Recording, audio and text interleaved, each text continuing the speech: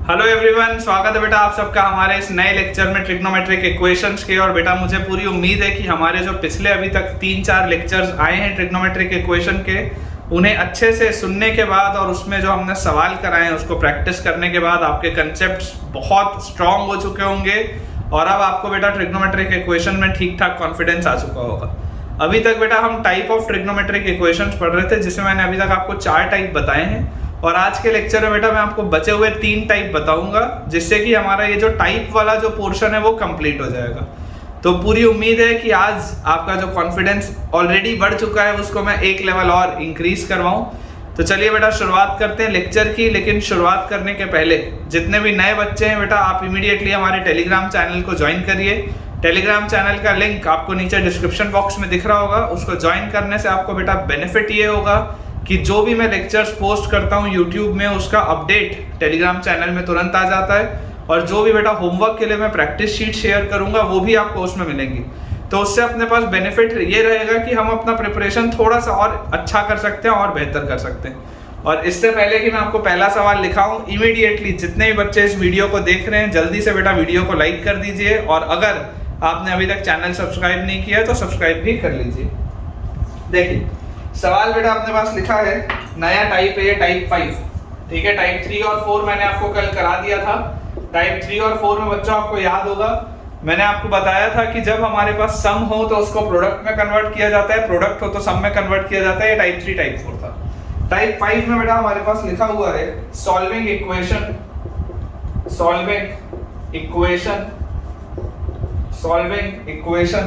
By change of variable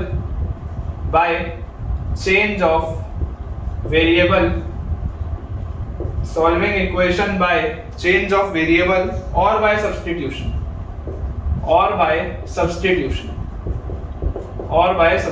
ये बेटा अपने पास अगला टॉपिक है ना। अगला टाइप क्या है? Solving equation by change of variable और बाय सब्स्टिट्यूशन। किस तरीके के सवाल इसमें बेटा बनते हैं मैं आपको बताता हूँ। सवाल के थ्रू ज्यादा आपको क्लैरिटी आएगी। जैसे मान लीजिए बेटा आपके पास लिखा हुआ है फाइंड द जनरल सॉल्यूशन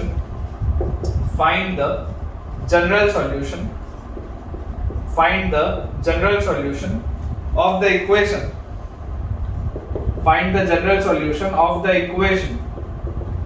कौन से इक्वेशन का हमको बेटा जनरल सॉल्यूशन बताना है? sin raised to the power 4 2x plus cos raised to the power 4 2x is equal to sin 2x into cos 2x। ये सवाल है। sin raised to the power 4 2x plus cos raised to the power 4 2x is equal to sin 2x into cos 2x। और इसमें बच्चों मुझे options दिए हुए हैं। फर्स्ट ऑप्शन है m pi by 2 plus pi by 8, m pi by 2 plus pi by 8। Second option हमारे पास है m pi by 4 minus pi by 8। Third option हमें दिया हुआ है m pi by 4 plus 2 pi by 8। 2 pi by 8 basically pi by 4 ही होता है। और last option बेटा हमको दिया हुआ है pi by 2 minus m pi by 8। ये बेटा अपने पास 4 ऑप्शंस है। यहाँ पर आपके पास जनरल सॉल्यूशन में जो वेरिएबल हम जनरली n लेते हैं इसमें m दिया हुआ है, तो कोई दिक्कत की बात नहीं। देखिए इसको बेटा अगर आप सॉल्व करेंगे, सबसे पहले मैं आपके लिए इक्वेशन दोबारा लिख देता हूँ। इक्वेशन लिखा हुआ है sin की पावर 4 2x plus cos की power 4 2x is equal to sin 2x into cos 2x। ये हमारे पास लिखा हुआ, ठीक है। आपको बच्चों एक चीज पता है कि यार a की पावर 4 प्लस b की पावर 4 को आप क्या लिख सकते हैं? इसको आप ऐसा लिख सकते हैं क्या? a square plus b square minus 2a square b square. सोच के देखो, इसको ऐसा लिख सकते हो क्या? ये देखो ये क्या लिखा हुआ है? a square plus b square का होल स्क्वायर। तो ये क्या लिखा हुआ है? a की पावर 4 प्लस b की पावर 4, फिर यहाँ पे आएगा plus 2a square b square, इसके एक्सपेंशन में plus 2a square b square और minus 2a square b square, वो तो कैंसिल आउट हो जाएगा। देख लो a की पावर 4 प्लस b की पावर 4 प्लस यहाँ पर आपके पास क्या आएगा? 2a स्क्वायर b स्क्वायर और minus 2a square b square, वो तो कैंसिल आउट हो जाएगा। तो जैसे बच्चों ये वाली चीज हमारे पास कैंसिल आउट होगी तो हमारे पास फाइनली हम ये a की पावर 4 प्लस b की पावर 4 को बेसिकली लिख क्या सकते हैं? a square plus b square का होल स्क्वायर। तो this is sin square 2x plus cos square 2x का whole square, sin square 2x plus cos square 2x का whole square minus 2 sin square 2x into cos square 2x minus 2 sin square 2x into cos square 2x, this is equal to sin 2x into cos 2x। ये बेटा मेरे पास लिखा हुआ है, ये मेरे पास लिखा है। सबसे पहला मोस्ट लॉजिकल स्टेप तो यही था, ये मेरे पास लिखा हुआ है। अब यहाँ पर देखो sin square theta plus cos square theta तो क्या होता है 1, मतलब ये लिखा है 1 minus 2 sin square 2x into cos square 2x is equal to sin 2x into cos 2x। यही लिखा हुआ है मेरे पास क्लियरली बेटा। मुझे एक चीज दिख रही है, देखो इसमें क्या लिखा है, solving equation by change of variable. एक इंपॉर्टेंट चीज मुझे इसमें दिखाई दे रही है कि अगर मैं sin 2x into cos 2x को y मान लूं, अगर मैं sin 2x into cos 2x को y मान लूं, तो ये इक्वेशन बेटा मेरे पास लिखा हुआ है 1 minus 2y square is equal to y। Equation लिखा हुआ है 1 minus 2y square is equal to y। यहां से बेटा अगर आप एक साइड लेके जाएंगे तो आपके पास आ जाएगा 2y square plus y minus 1 equal to 0, 2y square plus y minus 1 is equal to 0। Factorise बेटा अगर आप इसको करोगे, this will be 2y square plus 2y minus y minus 1 is equal to 0। 2y अगर मैं कॉमन ले लूं यहां से तो अंदर आएगा y प्लस 1, और इसमें से माइनस 1 कॉमन ले लूं तो अंदर आएगा y plus 1, this is equal to 0। ये बेटा अपने पास चीज आ गई। यहां पर इसको अपन सॉल्व कर लेते हैं। देखिए यहां से बेटा y की वैल्यू आएगी हाफ, या आपके पास y की वैल्यू आ जाएगी माइनस 1। यही आपके पास दो पॉसिबल आंसर्स हैं, either y will be equal to half और y will be equal to minus 1। y क्या है, y है बेटा sin 2x into cos 2x, sin 2x into cos 2x, इसकी वैल्यू है हाफ, या sin 2x into cos 2x, इसकी value है माइनस 1। या तो इसकी वैल्यू हाफ है या इसकी वैल्यू माइनस 1। देखो अगर आप इस 2 को यहां ले आओगे तो 2 sin theta cos theta, this will be sin 2 theta, मतलब sin 4x is equal to 1। या अगर मैं इसमें दोनों साइड 2 मल्टीप्लाई कर दूं तो 2 sin थीटा cos थीटा, मतलब कि sin 4x is equal to minus 2 आ जाएगा यहां से। तो जरा सोच के बताओ, क्या जीवन में कभी भी sin 4x की वैल्यू यार माइनस 2 हो सकती है क्या? Not possible. sin 4x की वैल्यू माइनस 2 तो हो ही नहीं सकती, दिस इज नॉट पॉसिबल। मतलब इकलौता मुझे जो सॉल्यूशन मिलेगा वो कहां से मिलेगा, यहां से। sin 4x is equal to 1। 1 मतलब क्या होता है बेटा, इसको आप ऐसा लिख सकते हो that sin 4x is equal to sin pi by 2। तो यहां से आ जाएगा 4x is equal to n pi plus minus 1 की power n into alpha is pi by, ये आप बच्चों लिख सकते हैं।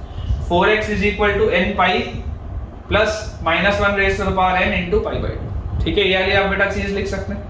अब फाइनली देखिए आपके पास बेटा जैसे ही आपने ये चीज लिखी तो आपके पास ये लिखा क्या हुआ, आप अगर ध्यान से देखेंगे, अगर मैं इसको x की वैल्यू निकालूं, जनरल सॉल्यूशन हमको निकालना है, तो x की वैल्यू क्या आ जाएगी, n pi by 4 plus minus 1 की power n into pi by 8 आ जाएगा। x की वैल्यू क्या आएगी, n pi by 4 plus minus 1 by, इसको थोड़ा सा नीचे लिखते हैं अदरवाइज तुमको कंफ्यूजन हो जाएगा। यहाँ पर लिख लेते हैं ना, इसको यहाँ से ऐसे क्लोज कर देते हैं। x will be equal to n pi by 4 plus minus 1 की power n into pi by 8। ठीक है, ये चीज आ जाएगी हमारे पास। अब बेटा जैसे ये चीज आई, क्या ऐसा मुझे इसमें कोई भी आंसर दिखाई दे रहा है क्या? तो ऐसा तो यार कोई भी आंसर दूर दूर तक नहीं दिख रहा था, तो इसको थोड़ा सा मैनिपुलेट करना पड़ेगा, थोड़ा सा मैनिपुलेट। मैं बोलता हूँ बेटा आप इसमें ऐसा करो, वैल्यूज एक बार डाल के देखो, है ना, आप इसमें एक बार वैल्यूज डाल के देखो कि आ क्या रहा है।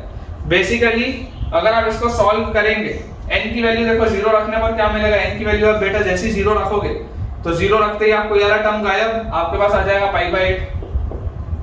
ठीक है, उसके बाद n की वैल्यू बेटा आप अगर 1 रखेंगे तो पाई बाय 4 और minus pi by 8। Pi by 4 minus pi by 8 मतलब 2 pi by 8 minus pi by 8 is again pi by 8। फिर n की वैल्यू आप बेटा 2 अगर रखेंगे 2 तो 2 पाई बाय 4 और प्लस पाई बाय 8, तो 2 pi by 4 is basically 4 pi by 8 plus pi by 8 is 5 pi by 8। ठीक है, फिर n की वैल्यू अगर मैं रखूंगा 3 तो आ जाएगा 3 pi by 4 minus pi by 8, मतलब कि 6 पाई by 8 minus pi by 8 again 5 pi by 8।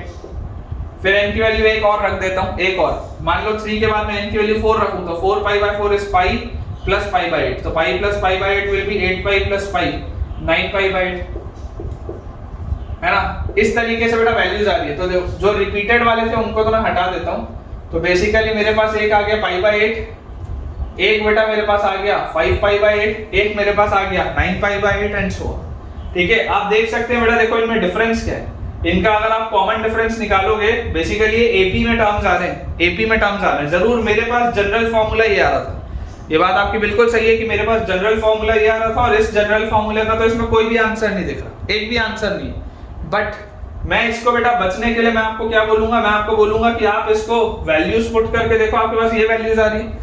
Logically देखो, समझने की बात है बेटा, इन दोनों में 4 पाई बाय 8 का अंतर है, इन दोनों में 4 पाई बाय 8 का अंतर है। इसके अगला टर्म क्या होना चाहिए, 13 पाई बाय 8 होना चाहिए।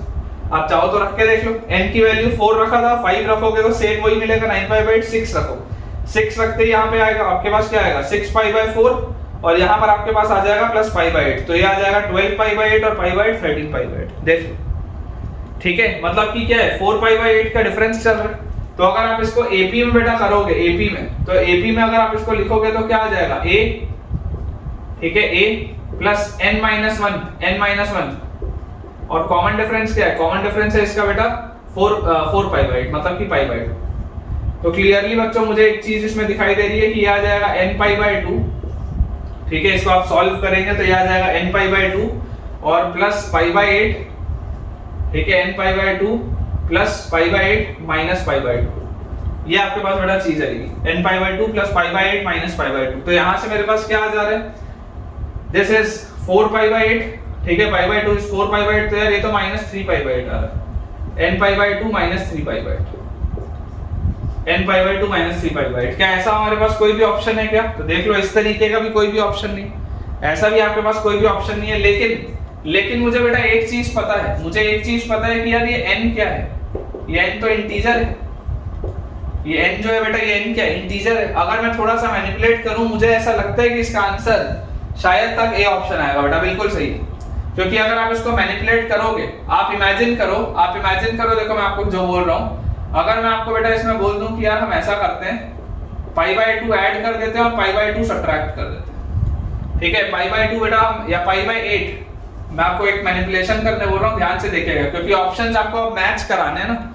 तो अगर मैं इसमें पाई बाय 8 ऐड कर दूं और पाई बाय 8 सब्ट्रैक्ट कर दूं, तो जरा सोच के मुझे बताओ कि यार ये माइनस 3 पाई बाय 8 है, ठीक है, और इसमें बेटा अपन ने पाई बाय 8 माइनस पाई बाय 8 कर दिया, तो माइनस 3 पाई बाय 8 और माइनस पाई बाय 8 क्या हो जाएगा, माइनस 4 पाई बाय 8, और माइनस 4 पाई बाय 8 क्या होता है, माइनस 4 पाई बाय 8 होता है माइनस पाई बाय 2। तो इसको बेसिकली मैं कैसे लिख सकता हूं, इसको मैं ऐसा लिख सकता हूं कि n minus 1 into pi by 2 plus pi by 8। सोच के देखो, ये n पाई बाय 2 वैसे का वैसा ही है, ये माइनस 3 पाई बाय 8 और minus pi by 8, minus 4 pi by 8 which is minus pi by 2 और प्लस पाई बाय 8, और इस n माइनस 1 को अगर मैं m बोल दूं तो यही आंसर आ जाएगा कि m pi by 2 plus pi by 8। सोच के देखो, लॉजिकली बेटा सोच के देखो, इसमें कोई दिक्कत नहीं आनी चाहिए, कोई बेटा इसमें दिक्कत नहीं आनी चाहिए, बहुत इंपॉर्टेंट है, बहुत आसान है। ये तो हो गया एक मेथड, है ना, ये बेटा हो गया एक मेथड अपने आंसर को मैनिपुलेट करने का, कि क्योंकि मुझे ये अपने पास आ रहा था, डायरेक्टली आंसर नहीं दिख रहा था, क्योंकि ये चीज आ रही थी, तो यार इसको अपन ने थोड़ा सा रीअरेंज करके सेट किया कि इसको अगर मैं थोड़ा मैनिपुलेट करूंगा तो ये आंसर मेरे पास आ जाएगा। एक बेटर मेथड और है, एक बेटर मेथड बेटा और है, देखिए ध्यान से, अगर मैं साइन का ग्राफ बनाऊं, अगर मैं साइन का ग्राफ बनाऊं और मैं बोलूं कि यार साइन का ग्राफ 1 कब कब आता है, इसकी वैल्यू 1 कब होती है, तो इसकी वैल्यू देखो 1 होती है बेटा पाई बाय 2 पे, उसके बाद इसकी वैल्यू 1 कब आएगी, 2 पाई प्लस पाई बाय 2 पे, फिर उसकी वैल्यू 1 कब आएगी, 4 पाई प्लस पाई बाय 2 पे। तो मतलब आप ये बोल सकते हो कि 2n pi plus pi by 2 पे, 2n pi plus pi by 2 पे साइन की वैल्यू 1 आती है, आप ऐसा बोल सकते हैं, है ना, पाई बाय 2 पे आ रही है, फिर इसमें 2 पाई आप ऐड करोगे तो फिर आ जाएगी, तो हर 2n पाई पे इसकी वैल्यू 1 आती जाएगी, 2n pi plus pi by 2 पे। तो ये आपके पास बेसिकली क्या लिखा हुआ है, 4n plus 1 into pi by 2 लिखा है क्या। मतलब आपको बेटा जो मैं चीज समझाना चाह रहा हूँ, बेटा मैं आपको जो चीज समझाना चाह रहा हूँ कि आप चाहे ये वाली चीज लिखिए जो जनरल फॉर्मूला है कि theta is equal to n pi plus minus 1 की पावर n माइनस 1 की पावर n इंटू अल्फा, आप चाहे तो ये वाली चीज लिखिए, या बेटा आप इसको डायरेक्टली ऐसा भी लिख सकते हैं, ठीक है। ये चीज मैंने आपको अभी तक सिखाई नहीं थी, अब मैं आपको सिखा देता हूँ, क्योंकि अब आप थोड़े से मैच्योर हो चुके हैं कि आप इस चीज को समझ पाए। जैसे आप डायरेक्टली साइन ऑफ n पाई 0 लिख देते हैं, आपको अलग से लिखने की बाकी चीजें जरूरत नहीं पड़ती, उसी तरीके से आप सोच के देखो कि हर 4n प्लस 1 पाई बाय 2 पर भी तो ये साइन की वैल्यू 1 होगी, देखो आप n की वैल्यू 0 डालोगे तो पाई बाय 2 मिलेगा, आप n की वैल्यू बेटा 1 डालोगे तो 4 प्लस 1 5 पाई बाय 2 मिलेगा, यहाँ पे 5 पाई बाय 2। फिर आप n की वैल्यू 2 डालोगे तो 9 पाई बाय 2, फिर आप n की वैल्यू 3 डालोगे तो 13 पाई बाय 2। ये वही वाला था, देखो टर्म्स आते जाएंगे उस तरीके से। तो आप डायरेक्टली ये बोल सकते हैं कि जो 4x होगा, जो यहाँ पे मैंने sin पाई बाय 2 बोला है, इसको मैं जनरली ऐसा भी तो लिख सकता हूँ ना, sin of 4n plus 1 into pi by 2। Her sin of 4n plus 1 pi by 2 क्या होगा, 1 होगा। डायरेक्टली ऐसा भी आप लिख सकते थे, कोई दिक्कत की बात नहीं। तो यहाँ से 4x का वैल्यू आ जाएगा 4n plus 1 into pi by 2, और x का बेटा वैल्यू आ जाएगा 4n plus 1 into pi by 8। अगर ये वाली चीज बेटा मेरे पास आएगी तो देखो x will be equal to 4n pi by 8, मतलब कि n पाई बाय 2 और प्लस पाई बाय 8। यहाँ से भी देख लो सेम फॉर्मेट आ गया आंसर का, m pi by 2 plus pi by 8 लिखा है, यहाँ n pi by 2 plus pi by 8 लिखा है, बात तो वही। तो आप बेटा इस मेथड से करें, ये आपका मेथड 2 है, ठीक है, ये आपका मेथड 2 है। और जो बेटा मैंने पहले आपके लिए कराया था ये वाली चीज, ये बेटा अपने लिए मेथड 1 था। आपको जो भी मेथड क्लिक होता है आप उससे करिए, उसमें कोई दिक्कत नहीं है। आप इस बात को समझिए बेटा कि आंसर हमेशा वही आएगा, कभी कभी आंसर डायरेक्टली आ जाएगा, कभी कभी मुझे थोड़ा सा मैनिपुलेशन करना पड़ेगा, ठीक है। तो मेरे हिसाब से ये वाली चीज बहुत इंपॉर्टेंट थी। आप इसको बेटा यहाँ स्टार लगा लीजिए और इस अप्रोच को याद रखिएगा। आप इसको चाहे तो ऐसा डायरेक्टली भी लिख सकते हैं, कोई प्रॉब्लम नहीं। बेसिकली होता क्या है, देखो आप बेटा जब ये लिखते हो ना कि theta is equal to n pi plus minus 1 raise to the power n into alpha, तो ये आपने जो लिखा है इसमें कोई गलती नहीं है, बिल्कुल सही है। लेकिन इसमें आप n को जब एक एक करके वैल्यूज पुट करना चालू करते हो तो बेटा जैसे जैसे आप वैल्यूज पुट करते हैं तो एक सीरीज आपके पास बनती जाती है।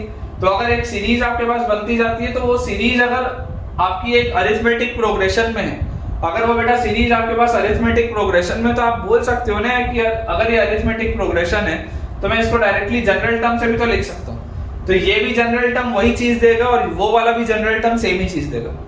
इवेंचुअली बेटा जब आप वैल्यूज पुट करना चालू करेंगे तो जो सेट ऑफ वैल्यूज आएंगी आपके पास वो सेम होंगी, भले जनरल इक्वेशन आपका डिफरेंट भी हो, कोई दिक्कत की बात नहीं। तो मेथड 1 भी अच्छा है, मेथड 2 भी अच्छा है, बेटा आपको जो भी मेथड पसंद हो आप उससे इसको सॉल्व कर सकते हैं। तो ये वाला बेटा क्वेश्चन हो गया आपका टाइप 5 का, बहुत सिंपल सा था ये टाइप, बहुत ज्यादा इसमें इलस्ट्रेशंस नहीं है, मैं अलग से इलस्ट्रेशंस आपको लूंगा, ठीक है ना। अगला जो लेक्चर होगा उसमें मैं अलग से आपको बेटा मिक्स करा के इलस्ट्रेशंस लूंगा, पहले अपन अलग अलग बस टाइप देख लेते हैं। तो ये टाइप 5 बहुत छोटा सा था, आसान सा था कि बेसिकली होता क्या है, सिर्फ और सिर्फ आपको किसी को एक को वेरिएबल मानना होता है और नॉर्मली जैसे हम सॉल्व करते हैं वैसे सॉल्व करना होता है। चलिए टाइप 6 बेटा देखते हैं। टाइप 6 है solving equations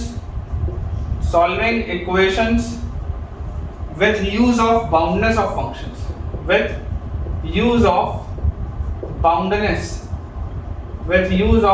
boundness of functions। Boundness मतलब क्या होता है बेटा, बाउंडनेस मतलब होता है बंधा हुआ होना, बाउंडनेस मतलब होता है बंधा हुआ होना, मतलब कि आपको इसमें इस चीज का यूज करना है कि sin x और cos x जो है, sin x और cos x बेटा जनरली क्या बोला जाता है, they are bounded functions. sin x हो गया, cos x हो गया, both of these are bounded functions. Bounded हम क्यों बोलते हैं, बाउंडेड इसलिए बोलते हैं क्योंकि इन दोनों की रेंज -1 से 1 के बीच में बंधी हुई है ना। बाकी sec, cosec, cot और tan ये बाउंडेड फंक्शन नहीं होते क्योंकि इनका रेंज इनफाइनाइट तक जाता है। कोई भी ऐसा फंक्शन बेटा, ये जनरली क्लास 12 में हम बताते हैं, कोई भी ऐसा फंक्शन जिसका रेंज इनफाइनाइट तक जा रहा है वो अनबाउंडेड होता है, और जो दो फाइनाइट क्वांटिटीज के बीच में अगर बंधा हुआ है तो इसका रेंज क्या आ जाएगा, this will be a bounded function. ये एक सिंपल से इसका कांसेप्ट है। तो आपको अगर बाउंडनेस का यूज करना है तो देखिए इसमें कैसे सवाल होता है, मैं आपको सवाल के थ्रू समझाता हूँ, ठीक है। इसमें आपको मैं 4-5 इलस्ट्रेशंस बेटा कराऊंगा, है ना, काफी सारे इसमें अपने पास इलस्ट्रेशंस है, इसमें आपको मजा आएगा, बहुत सारे इसके इलस्ट्रेशंस है। देखिए सवाल अपने पास लिखा है, find the general solution, find the general solution of the trigonometric equation sin cube x minus cos cube x is equal to 1 plus sin x cos x। sin cube x minus cos cube x is equal to 1 plus sin x cos x, ये अपने पास लिखा हो, ठीक है। अब आपको देखिए boundness का यूज करते हुए इसका जनरल सॉल्यूशन निकालना है। तो देखो अगर बाउंडनेस मेरे को ना भी पता हो तो मैं इसका मोस्ट लॉजिकल स्टेप क्या बोलूंगा, मैं इसका बेटा मोस्ट लॉजिकल स्टेप बोलूंगा कि यार ये a³ - b³ लिखा हुआ, A cube minus B cube होता क्या है, A cube minus B cube is A minus B multiplied by A square plus A B plus B square, A square plus A B plus B square, यही होता है A cube minus B cube. A cube minus B cube is A minus B into A square plus A B plus B square. This is equal to बेटा दिया हुआ है 1 plus sine x cos x. This is equal to हमको दिया हुआ है 1 plus sine x cos x. आप अगर बेटा ध्यान से देखेंगे तो ये साइन स्क्वायर एक्स और ये कॉस स्क्वायर एक्स, इसका तो सम 1 होगा। मतलब ये सवाल क्या लिखा है, सवाल लिखा है sine x minus cos x multiplied by 1 plus sine x cos x, 1 plus sine x cos x is equal to क्या लिखा है 1 plus sine x cos x. यही है सवाल है मेरे पास। अब अगर बेटा मैं ये वाले फैक्टर को कैंसिल आउट कर दूं, अगर बच्चों में ये वाले फैक्टर को कैंसिल आउट कर दूं तो यहां पर आप लिख सकते हैं कि 1 plus sine x cos x is equal to 0, क्योंकि बेसिकली आपने वो वाले फैक्टर को कैंसिल आउट किया तो एक आपके पास ये आएगा। या इसको आप ऐसे भी समझ सकते थे कि अगर मैं इसको एक साइड ले आता तो ये पूरी चीज माइनस ये इक्वल टू 0 आता, फिर इसको मैं इसमें से कॉमन लेता तो एक फैक्टर यही आता 1 plus sine x cos x. बात एक ही है, जैसे भी आपको लिखना। तो अगर बेटा ये चीज हमने कर ली, ठीक है, अगर बेटा ये वाली चीज हमने कर ली तो यहां से अब हमारे पास देखिए क्या आ गया, यहां से हमारे पास आ रहा है sin x minus cos x, sin x minus cos x, और ये वाला बेटा आपने फैक्टर कट कर दिए, ठीक है। तो this is equal to 1, sin x minus cos x is equal to 1। ये वाली बेटा आपके पास चीज आ रही है, ठीक है ना। यहाँ 0 मत लिख देना, ये फैक्टर आपने कट किया था, यहाँ 1 होगा, sin x minus cos x is equal to 1। अगर मैं √2 से, आपने वाली प्रोफाइल टाइप 2 में पढ़ी है, जब a cos theta plus b sin theta वाली प्रोफाइल हो तो under root of a square plus b square से डिवाइड करते हैं। तो अगर बच्चों मैं √2 से इसको भी डिवाइड कर दूं और √2 से इसको भी डिवाइड कर दूं तो ये मेरे पास क्या आ जाएगा, this will be 1 by √2 sin x minus 1 by √2 cos x is equal to 1 by √2। ये आएगा मेरे पास लिखा हुआ, ठीक है। इसको बेटा आप देखो, ये आप अगेन सिंगल अगर आप कोसाइन में इसको कन्वर्ट करना चाहोगे, माइनस कॉमन ले लो, माइनस कॉमन ले लो तो यहाँ प्लस हो जाएगा, यहाँ माइनस हो जाएगा और यहाँ माइनस आ जाएगा, ठीक है। इक्वेशन का बस मैंने साइन बदला है, कोई दिक्कत की बात नहीं है, सिर्फ इक्वेशन का मैंने साइन बदला, ठीक है। बेसिकली मैंने -1 से दोनों साइड मल्टीप्लाई कर दिया तो इक्वेशन का साइन बदल गया। क्या लिखा है, cos a cos b minus sin a sin b। ध्यान से देखो, सिंगल को साइन में बदल रहा हूं, आप चाहो तो सिंगल साइन में भी बदल सकते हो, कोई दिक्कत नहीं। cos a cos b plus sin a sin b, sorry cos a cos b minus sin a sin b। तो cos a cos b minus sin a sin b क्या होता है, cos of a plus b, cos of a plus b, ठीक है। cos of a plus b होता है cos a cos b minus sin a sin b। आ गया, this is equal to -1 by √2 कब आएगा, -1 बाय √2 दूसरे क्वाड्रेंट में आएगा, मतलब पाई माइनस पाई बाय 4, तो cos 3 पाई बाय 4 में आएगा, cos of 3 पाई बाय 4 में ये चीज आएगी। तो अगर बेटा ये चीज मेरे पास आ रही है तो देखो cos theta is equal to cos alpha, तो theta is equal to 2n pi plus minus alpha की जगह 3 pi by 4, theta is equal to 2n pi plus minus alpha की जगह 3 पाई बाय 4, ये आ जाएगा। यहां से बेटा देखो, यहां से आपके पास आएगा sin x cos x is equal to -1। अगर मैं 2 का मल्टीप्लिकेशन करूं तो 2 sin x cos x will be sin 2x will be equal to -2। यार ये तो पॉसिबल ही नहीं है, यार ये चीज तो बेटा पॉसिबल ही नहीं है, this is not possible, this is not possible. sin 2x value -2 तो हो नहीं सकती। तो अपने पास देखो, यहां से आपके पास बेटा अगर आप प्लस वाला लेके सॉल्व करते हैं तो x plus pi by 4 is equal to 2n pi plus 3 pi by 4 plus वाले में, तो आपके पास x की वैल्यू आ जाएगी 2n पाई और पाई बाय 4 बैलेंस हो जाएगा, तो 3 pi by 4 minus pi by 4 is 2 pi by 4 which is pi by 2। और अगर मैं माइनस वाला लेता हूं तो मेरे पास आएगा x plus pi by 4 is equal to 2n pi minus 3 pi by 4, और पाई बाय 4 बेटा अगर मैं सब्ट्रैक्ट कर दूं उस साइड ले जाऊं तो this will B 2n pi minus pi, ठीक है, 2n पाई माइनस पाई। तो आपके पास बेटा देखो दो सेट ऑफ आंसर्स आ रहे हैं। पहला आंसर आ जा रहा है 2n pi plus pi by 2 और दूसरा आंसर आ जा रहा है 2n pi minus pi. Check कर लीजिए बेटा, चेक कर लीजिए, एकदम सिंपल हमने बाउंडेडनेस का यूज किया है ना, सिंपल बेटा बाउंडनेस का आपने यूज करके इसको सॉल्व किया। क्या बाउंडनेस हमने इस्तेमाल की, यहाँ पर देखो बाउंडनेस हुई ना इस्तेमाल यहाँ पर, क्योंकि आपको पता है कि इसका आंसर जो होगा हमेशा -1 से छोटा ही होना चाहिए, -1 से 1 के बीच में ही होना चाहिए, तो -2 तो हो नहीं सकते, इसलिए रिजेक्ट हो गया, ये सॉल्व हो गया। बेसिकली बेटा देखो क्या होगा, पेपर में आपके पास कभी भी अगर कोई सवाल आएगा तो वो बता के तो आएगा नहीं कि किस टाइप का सवाल है, समझो, आपको भी जैसे मान लो मैं टोटल 7 टाइप के क्वेश्चंस कराने वाला हूँ, 7 टाइप के मैं आपको ट्रिग्नोमेट्रिक इक्वेशंस बताने वाला हूँ। तो कभी भी आपके पास जो पेपर में सवाल आएगा वो ये बता कर नहीं आएगा कि भाई मैं 5वें टाइप का हूँ तो मेरे में ये लगा, मैं चौथे टाइप का हूँ तो मेरे में ये लगा, ऐसा तो होगा नहीं। कुछ भी आ सकता है पेपर में। तो बेसिकली बेटा ये सब टेक्निक्स हैं, ये सारी की सारी टेक्निक्स हैं जो आपको पता होनी चाहिए। आज मैं इसलिए वाली पोर्शन को बेटा खत्म कर रहा हूँ ताकि जो अगला लेक्चर हो, दो तीन लेक्चर लगेंगे मैक्स, आज वाले लेक्चर को मिला के जहां तक मुझे उम्मीद है कि 3 लेक्चर अपने को टोटल होंगे ट्रिग्नोमेट्रिक इक्वेशन में आज को मिला के।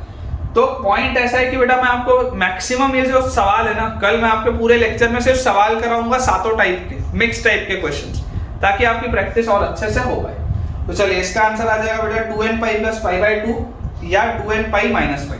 ठीक है, अगला देखते हैं। नेक्स्ट अपने पास बेटा क्वेश्चन लिखा हुआ है, अगला सवाल हमको दिया है general solution of the equation, general solution of the equation,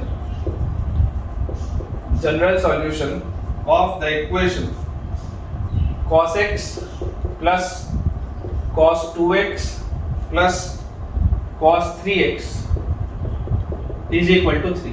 cos x plus cos 2x plus cos 3x is equal to 3. General solution of the equation is dash. ये आपके पास बड़ा इक्वेशन दिया हुआ है। ऑप्शंस मैं आपको दे देता हूं। First option is 2n pi by 3, second option आपके पास है बेटा n पाई, थर्ड ऑप्शन आपके पास है 2n पाई और फोर्थ ऑप्शन बेटा हमारे पास है n पाई बाय 3। ये अपने पास दिया हुआ, ठीक है। इसका आपको बच्चों देखो जनरल सॉल्यूशन बताना है। अब समझने वाली बात है कि कॉस वाले आर्गुमेंट की बेटा, कॉस वाले ट्रिग्नोमेट्रिक रेशियो की मैक्सिमम वैल्यू 1 होती है। सवाल दोबारा एक बार लिख देता हूं, cos x plus cos 2x plus cos 3x is equal to 3। ये सवाल लिखा। आपको एक चीज पता है कि cos की मैक्सिमम वैल्यू क्या होती है 1। अब अगर cos की मैक्सिमम वैल्यू 1 है तो यार इसको भी 1 होना पड़ेगा, इसको भी 1 होना पड़ेगा, इसको भी 1 होना पड़ेगा, तभी इसकी वैल्यू 3 आ सकती है। अदरवाइज इसकी वैल्यू कभी 3 तो नहीं आ सकती, क्योंकि इसकी मैक्सिमम वैल्यू ही 1 है cos की। तो तीनों को 1 होना पड़ेगा तभी ये पूरी चीज 3 के बराबर आएगी। तो यार यहां से अगर मैं आपको बोलूं कि cos x भी 1 होना चाहिए एंड और नहीं है बेटा, इसमें समझना आप इस बात को, और की मैं बात नहीं कर रहा हूं कि या तो ये हो जाएगा 0 या तो वो हो जाएगा 0, ऐसा नहीं है। इसमें ये नेसेसरी कंडीशन है कि cos x भी 1 होगा एंड cos 2x भी 1 होगा एंड cos 3x भी 1 होगा। ठीक है, ये तीनों चीजें एक साथ होनी चाहिए, ये तीनों की तीनों चीजें एक साथ होनी चाहिए। तो cos x की वैल्यू बेटा 1, तो 1 मतलब ये cos 0 होता है, तो x की वैल्यू क्या आ जाती है 2n पाई आ जाती, प्लस माइनस 0 तो लिखने की जरूरत नहीं। यहां से 2x की वैल्यू 2n पाई आ जाती, तो x की वैल्यू n पाई आती, और यहां से बेटा 3x की वैल्यू 2n पाई आती, तो x की वैल्यू 2n पाई बाय 3 आती। अब आप देख सकते हैं बेटा x की 3 सेट ऑफ पॉसिबल वैल्यूज आ रही है। x की बेटा आपके पास 3 सेट ऑफ पॉसिबल वैल्यूज आ रही है, या तो 2n पाई है, या तो n पाई है, या तो 2n पाई बाय 3 है। अब मुझे बेटा एक ऐसा आंसर देना है, देखो क्योंकि ऑप्शंस मुझे सारे दिख रहे हैं, मुझे एक ऐसा आंसर देना है जिसके लिए ये हमेशा ही 1 हो, cos x भी 1 हो, cos 2x भी 1 हो, cos 3x भी 1 हो। cos ऑफ 2n पाई जो होता है, cos ऑफ 2n पाई, इसकी वैल्यू बेटा अगर आप देखेंगे, देखो ध्यान से, ठीक है, 0 पे इसकी वैल्यू 1 है, 2 पाई पे इसकी वैल्यू 1 है, फिर 4 पाई पे इसकी वैल्यू 1 है, तो cos ऑफ 2n पाई जो होता है वो होता है 1। cos ऑफ 2n पाई 1 होता है। कई बार बेटा बच्चे गलती में इसका आंसर 2n पाई बाय 3 दे जाते हैं, क्योंकि इस तरीके का हमने पहले एक सवाल देखा है कि 2n पाई बाय 3 एक ऐसा एंगल है जिसमें बेसिकली इसके भी सारे एंगल आएंगे, इसके भी सारे एंगल आएंगे, है ना। आप अगर मान लीजिए इसको ओपन अप करके देखेंगे तो देखो n की वैल्यू 0 रखोगे तो 0, फिर 1 रखने पर 2 पाई बाय 3, 2 रखने पर 4 पाई बाय 3, फिर 3 रखने पर आपके पास आ जाएगा ये कितना 2 पाई, और इस तरीके से बहुत सारी आपको इसमें वैल्यूज मिलेंगी। यहाँ पर अगर आप n की वैल्यू बेटा 0 रखोगे तो 0, फिर 2 पाई, फिर 4 पाई, फिर 6 पाई। यहाँ पर अगर आप 0 रखोगे तो आपके पास आ जाएगा 0 पाई, 2 पाई, 3 पाई। तो बच्चे अक्सर इसका आंसर गलती से ये दे जाते हैं 2n पाई बाय 3, गलती से इसका आंसर बच्चे ए ऑप्शन दे जाते हैं। लेकिन इसका बेटा आपको आंसर एक ऐसा देना है, आपको एक ऐसा आंसर देना है जिसके लिए हमेशा cos x भी 0 हो, cos 2x भी 0 और सॉरी cos x भी 1 हो, cos 2x भी 1 हो और cos 3x भी 1 हो। ये आपके लिए नेसेसरी कंडीशन है कि इसको भी 1 होना चाहिए, इसको भी 1 होना चाहिए और इसको भी 1 होना चाहिए। तो देखो cos x की वैल्यू 1 कब होगी? cos x की वैल्यू 1 होगी 2n पाई पे। cos 2x की वैल्यू 1 कब होगी? n पाई पे। अब जरा मुझे सोच के देखो, अगर आप x की जगह n पाई यहां पर रखते हो, अगर आप x की जगह n पाई यहां रखते हो और अगर आप x की जगह n पाई यहां रखते हो, तो क्या cos ऑफ n पाई हमेशा ही 1 होगा क्या? ऐसा तो नहीं होता। cos ऑफ n पाई तो 1 भी हो सकता है और -1 भी हो सकता है।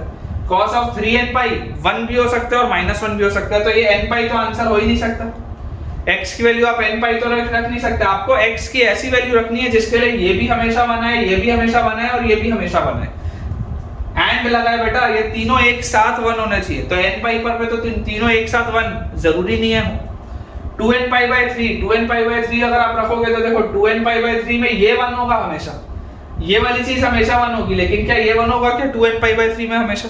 क्या ये 1 होगा क्या 2n पाई बाय 3 में हमेशा? नहीं होगा, ये भी गलत। लेकिन अगर मैं x की जगह बच्चों 2n पाई रखूं, कंसेप्चुअली चलो, अगर मैं x की जगह 2n पाई रखूं तो 2n पाई रखने में cos 2n पाई बनेगा पहला टर्म। cos 2n पाई तो 100% क्या होगा? 100% ये 1 होगा, क्योंकि cos of even multiple of pi, cos of even multiple of pi, cos of even multiple of pi, इसकी वैल्यू बच्चों क्या होती है? 1 होती है। इवन मल्टीपल ऑफ पाई मतलब 0, 2 पाई, 4 पाई, 6 पाई, इस तरीके से। यहां पर अगर आप x की जगह बच्चों 2n पाई रखेंगे तो आपके पास आएगा cos of 4n pi. cos of 4n पाई भी हमेशा 1 होगा क्योंकि इवन मल्टीपल है पाई का। लास्ट वाले में रखेंगे तो आपके पास आएगा cos ऑफ 6n पाई, ये भी हमेशा 1 होगा, इवन मल्टीपल है पाई का। तो आप बोल सकते हैं कि यार 2n पाई में 100%, 2n पाई में बच्चों 100% जो होगा यार वो सारे तीनों के तीनों जो वैल्यूज होंगी वो 1 आएंगी। इसलिए इसका आंसर 2n पाई है, ना कि 2n पाई बाय 3। आपको बेटा ये अप्रोच समझना पड़ेगा, आपको चीजें सोचनी पड़ेगी। बाउंडनेस आपने इस्तेमाल की है ना, ये यहाँ पर बेटा आपने बाउंडनेस का इस्तेमाल किया है। बाउंडनेस इस्तेमाल करके आपने ये चीज देख ली कि ये भी 1 है, ये भी 1 है और ये भी 1 है। ये आपने चीज लिखी बाउंडनेस देख के। और एक बार अगर बच्चों मैंने बाउंडनेस को देख के ये चीज लिख ली है तो अब इसके बाद यहाँ पर मुझको थोड़ा सा सोचना पड़ेगा कि कौन से वाले ऑप्शन के लिए ये पूरी चीज हमेशा 3 हो। तो वो सिर्फ और सिर्फ 2n पाई के लिए हमेशा 3 होगा, n पाई में नहीं होगा, 2n पाई बाय 3 में भी नहीं होगा। इंपॉर्टेंट कंसेप्ट है बेटा, ठीक से नोट कर लीजिए। कहीं पर भी थोड़ा भी डाउट आए रिवाइंड कर लीजिए और एक बार इसको दोबारा सुन लीजिए। हमारे पास बेटा नेक्स्ट क्वेश्चन लिखा हुआ है, if the sum of all the solutions of the equation if the sum of all the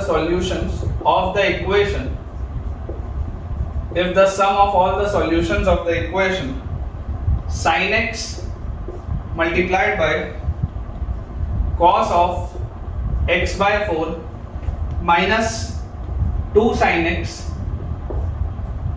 plus 1 plus sin of x by 4 minus 2 cos x into cos x is equal to 0 if the sum of all the solutions of the equation ये in close bracket 0 से 30 pi in close bracket 0 से 30 pi is k pi find k। आपको बच्चों k की value बतानी है, मैं आपको ऑप्शंस दे देता हूं। पहला ऑप्शन हमारे पास है 51, सेकंड ऑप्शन हमें दिया हुआ है 53, थर्ड ऑप्शन है हमारे पास 55 और फोर्थ ऑप्शन है 56। देखिएगा थोड़ा सा बेटा ध्यान इसमें लगाना पड़ेगा।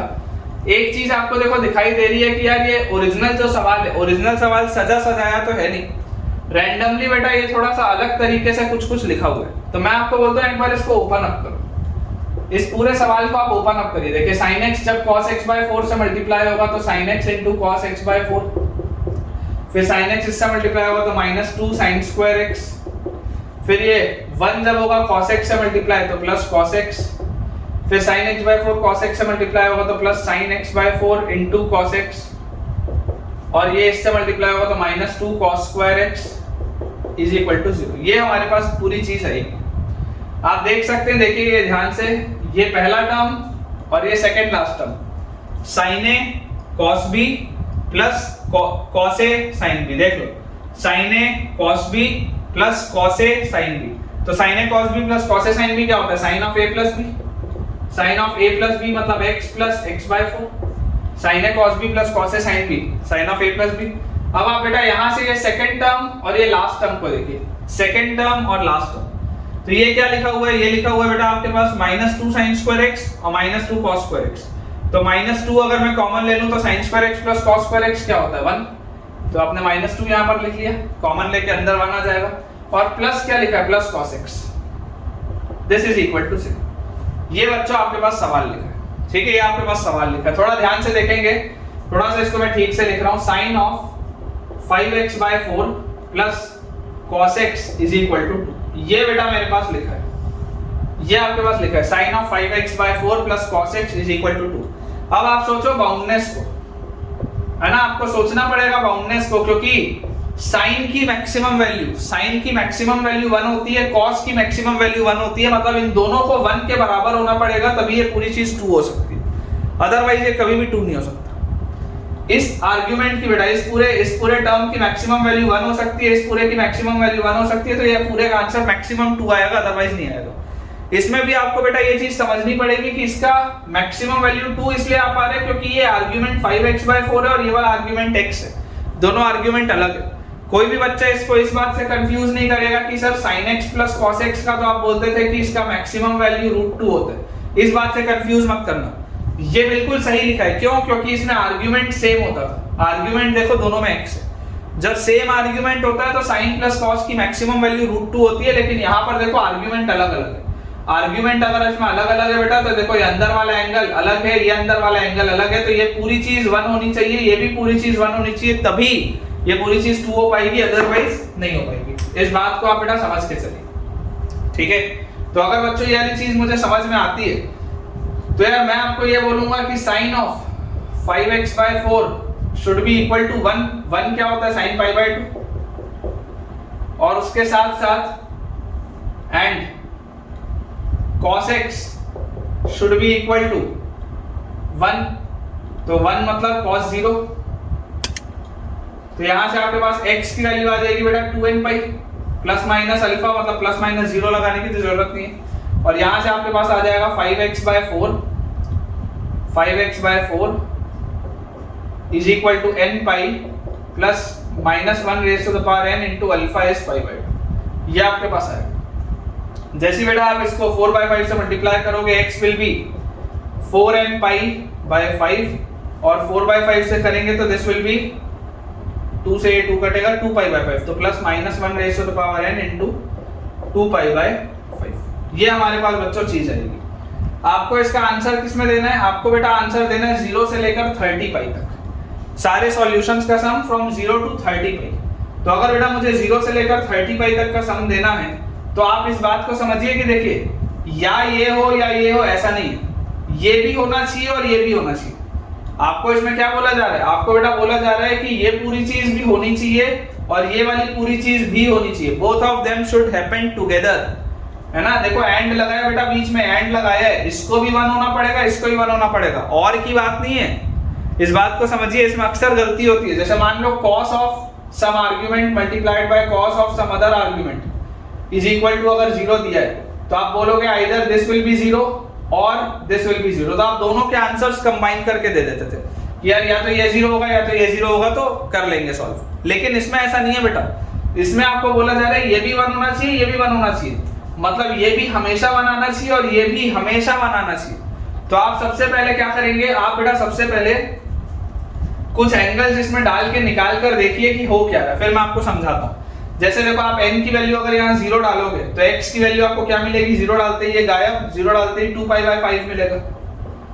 फिर आप n की वैल्यू बच्चों क्या डालेंगे? 1 डालेंगे, तो यहाँ से आपको मिलेगा 4π/5 और 1 डालते ही दिस विल बी -2π/5, तो अगेन 2π/5 मिलेगा, उसको लिखने की जरूरत नहीं है।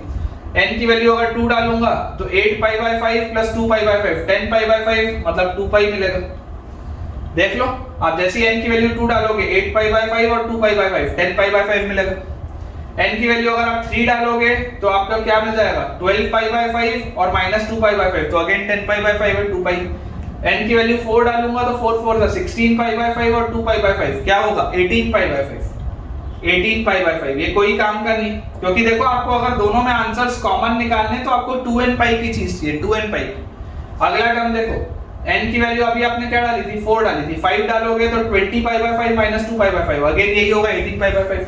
6 डालोगे तो 6 डालते ही आपको क्या मिलेगा, 6 डालते ही बेटा आपके पास आ जाएगा 6 4 24 पाई by 5 plus 2 pi by 5, 26 pi by 5, कोई काम का नहीं है ये भी बेटा आपके लिए कोई काम का नहीं है। क्यों कोई काम का नहीं है, क्योंकि आपको इन दोनों में कॉमन देखना है ना, आपको वो वैल्यूज आंसर देनी है जो दोनों में कॉमन है, सारे आंसर नहीं देने बेटा, इस बात को समझिए, इसमें गलती होती है बच्चों से।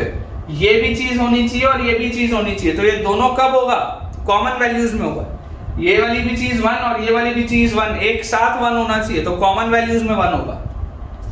ठीक है, अभी आपने n की वैल्यू 6 डाल दी, 7 डालोगे तो भी यही आएगा, 8 डालोगे तो 8 4 32 और 2 34 पाई बाय 5, कोई काम का नहीं, कोई काम का नहीं। उसके बाद आपने n की वैल्यू क्या डाल दी, 8 डाल दी, 9 डालोगे तो 9 4 36 माइनस 2, कोई काम का नहीं।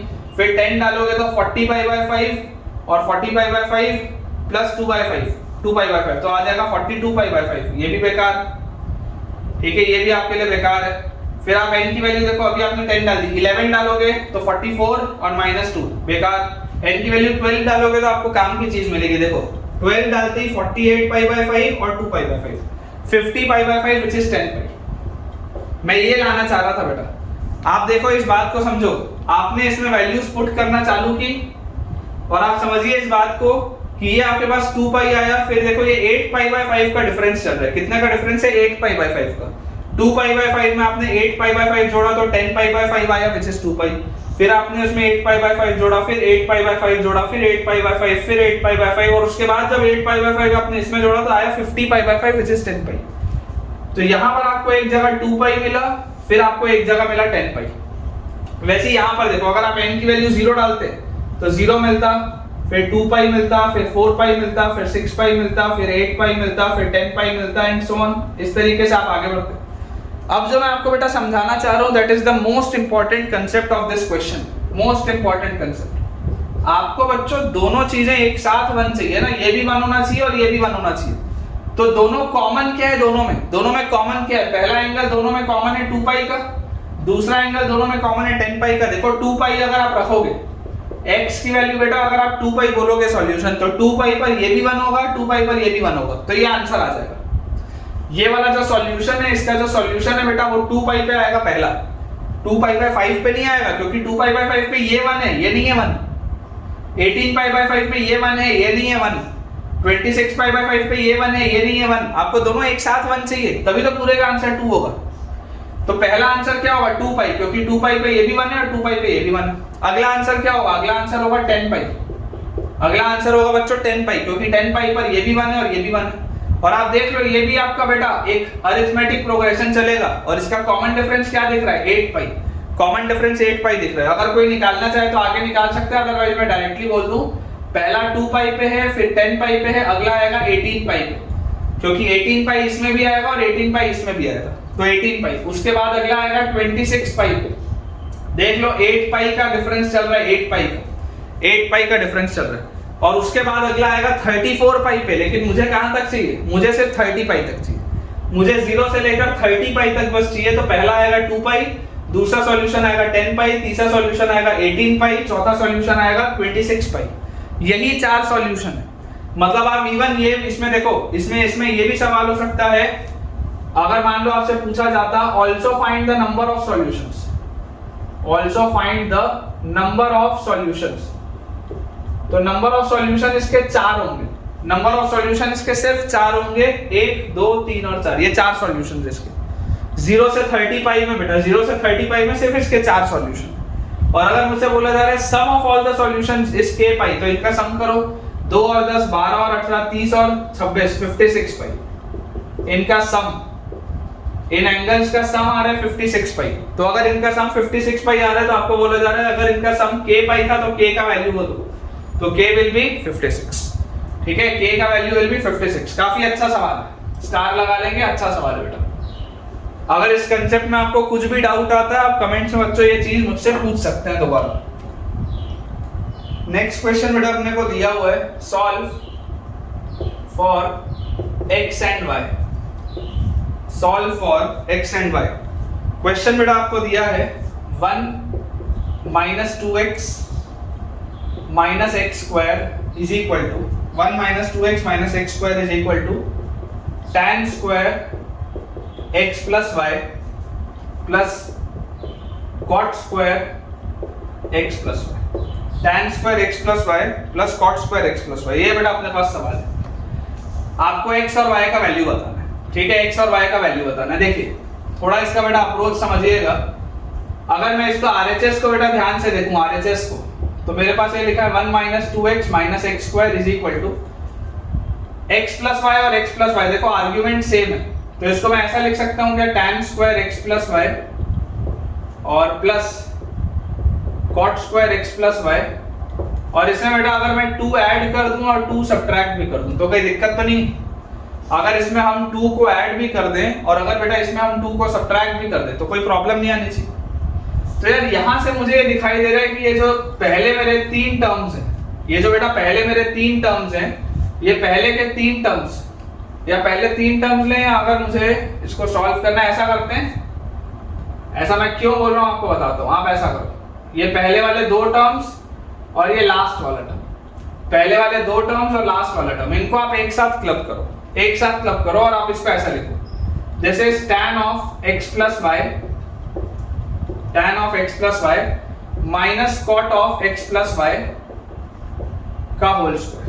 आप इसको ऐसा लिखो, इससे मुझे फायदा होगा, इससे मुझे फायदा होगा। क्या फायदा होगा अभी आपको बताता हूं। मैंने प्लस वाले के साथ क्लब अगर करता, प्लस वाले के साथ भी कर सकता था, सोच के देखो, अगर प्लस वाले के साथ में इसको क्लब करता तो मैं इसको लिखता tan of x plus y plus cot of x plus y equal to 2, plus वाले के साथ में, लेकिन उससे फायदा नहीं होता, उससे बेटा मेरे को कोई भी फायदा नहीं होता। माइनस वाले के साथ मुझे फायदा होगा, माइनस वाले के साथ मुझे फायदा होगा। क्या फायदा होगा मैं आपको बताता हूं।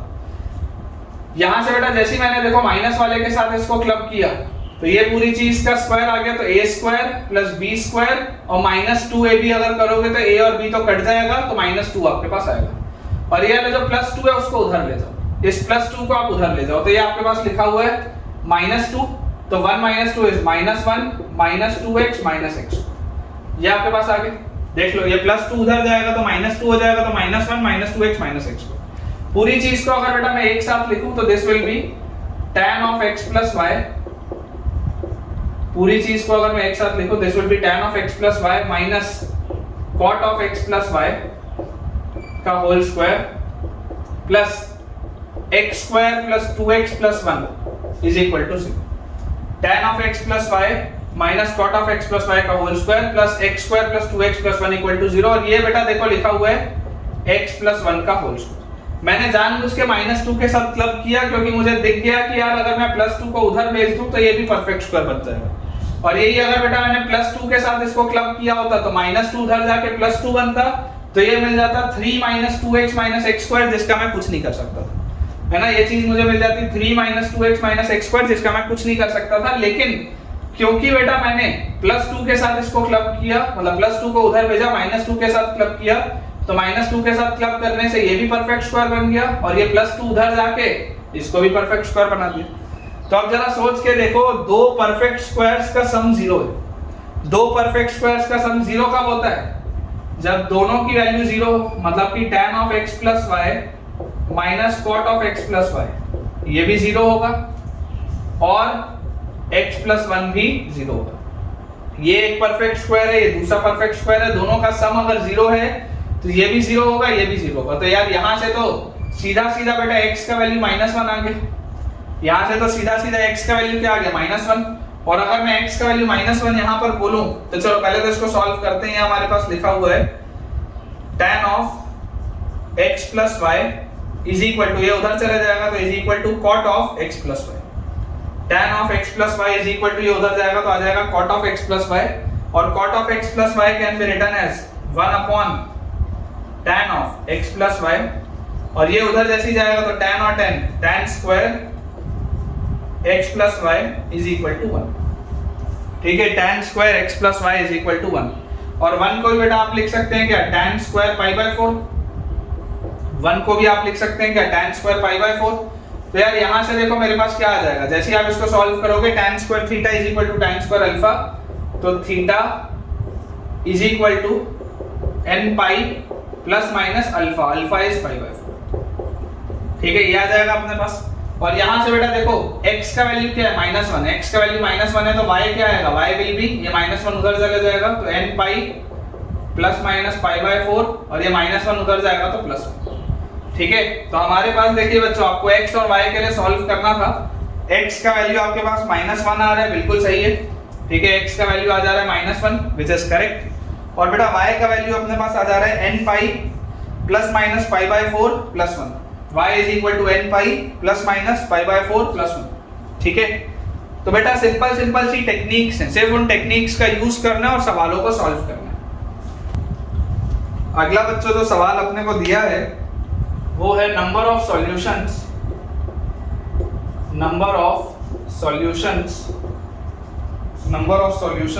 Of the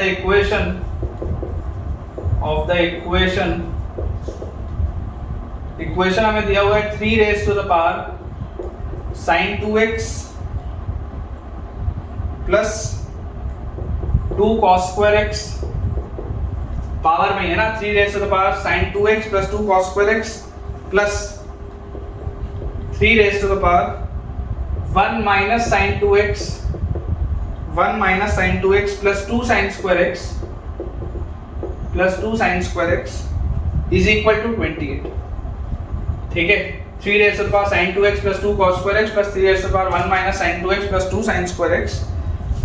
number of solutions of the equation in 0 से 2 pi. Number of solutions of the equation in 0 से 2 पाई। ठीक है, 0 से 2 पाई में बेटा आपको बताने हैं कि इस इक्वेशन के कितने सॉल्यूशंस होंगे। मैं आपको ऑप्शंस दे देता हूं।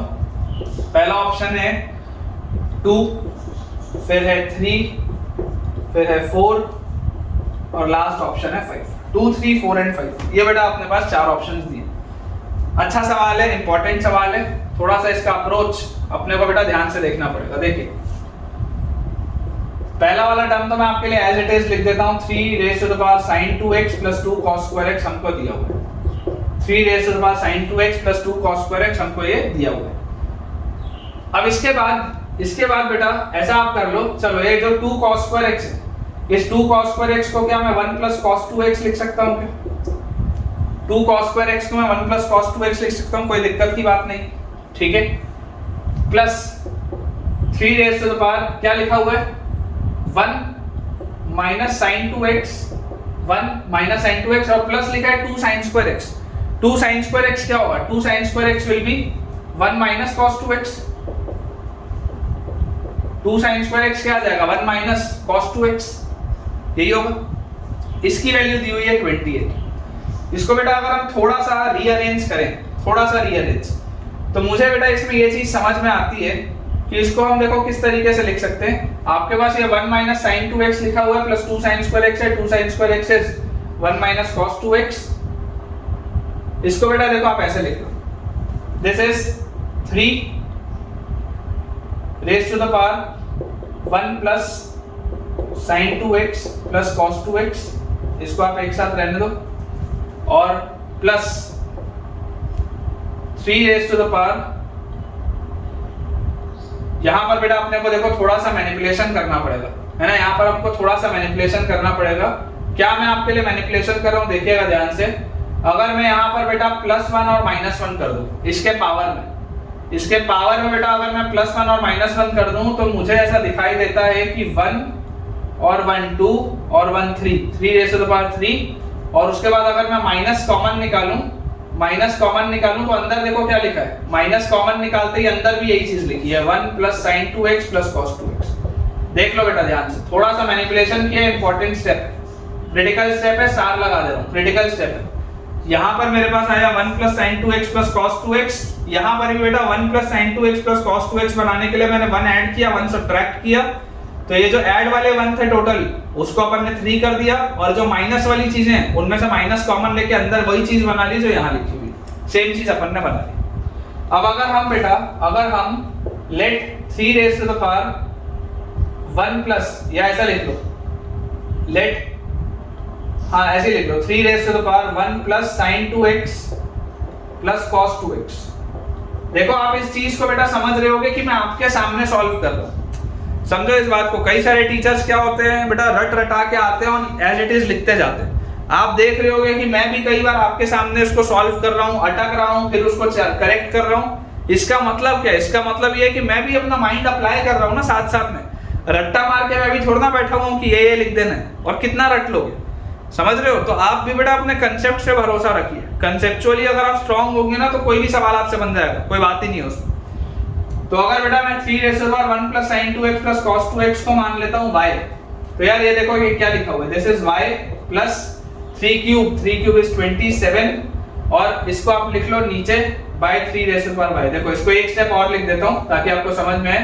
ये लिखा हुआ है 3 raise to the power 3 minus y, ठीक है? ये आपके पास लिखा हुआ है 3 रेज़ टू द पावर 3 और ये अंदर वाली चीज जो है ना, ये अंदर वाली जो चीज है बेटा, अंदर वाली चीज आपकी ये कॉमन है, तो इसको आप ऐसे लिखो, इसको आप ऐसा लिखो 3 raise to the power 3 upon y। ये ऐसा लिखा हुआ बेसिकली।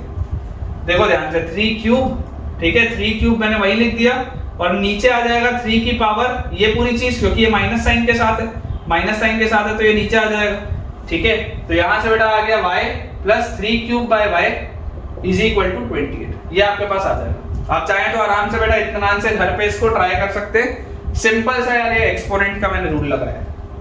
3 क्यूब क्या होता है बेटा? 3 क्यूब होता है 27। सॉल्व अगर करेंगे इस क्वाड्रेटिक को तो हमारे पास आएगा y स्क्वायर और माइनस 28y, है ना? Minus 28y plus 27 is equal to 0। तो ये आ गया y square minus 27y minus y, आ गया minus 28y plus 27 is equal to 0। तो y minus 27 multiplied by y minus 1 is equal to 0। तो y का वैल्यू आएगा 1 या 27। y का वैल्यू बेटा आपके पास आएगा 1 या 27। अब जरा सोच के देखिए, अगर y का वैल्यू 1 है, अगर y का वैल्यू 1 है तो y तो क्या था? y था 3 raise to the power 1 plus sin 2x plus cos 2x, ठीक है? अब इसका वैल्यू 1 आ रहा है, इसका वैल्यू 1 आ रहा है, मतलब ये ऊपर वाली चीज क्या होगी? 0 होगी। इसका मतलब 1 plus sin 2x plus cos 2x क्या होगा? 0 होगा, क्योंकि 3 की पावर 0 1 होता है ना, 3 की पावर 0 1 होता है, तो यार ये पूरी चीज 0 होगी। इसका मतलब आप बोल सकते हैं कि sin 2x plus cos 2x is equal to -1 होगा, इज इक्वल टू -1 होगा। और देखो a cos theta plus b sin theta वाला प्रोफाइल है। अगर मैं इसको बेटा √2 से डिवाइड कर दूं दोनों साइड, तो cos a cos b plus sin a sin b is cos of a minus b। Directly लिख रहा हूं क्योंकि अब तक तुमने ये चीज समझ ली होगी। देखो cos a cos of 1/√2 plus sin a sin of 1/√2, तो cos a cos b plus sin a sin b is cos of a minus b। This is equal to cos of 3π/4 आएगा, this is equal to cos of 3π/4 आएगा, ठीक है? तो यहां से बच्चों आपके पास आ जाएगा 2x minus π/4 is equal to 2n pi plus minus alpha की जगह 3π/4, अल्फा की जगह आपके पास आ जाएगा 3π/4। तो यहां से बेटा अगर हम लिख लें तो 2x will be equal to 2n pi और प्लस माइनस 3π/4 प्लस π/4 आ जाएगा। और अगर हम 2 से भी इसको डिवाइड कर दें तो this will be n pi plus minus 3π/8 और प्लस π/8। ये बेटा आपके पास पूरी की पूरी चीज आएगी x की वैल्यू। अगर प्लस वाले के साथ लेते हो, प्लस के साथ, तो x will be equal to n pi plus 3π/8 और प्लस π/8, 4π/8 प्लस π/2 हो गया।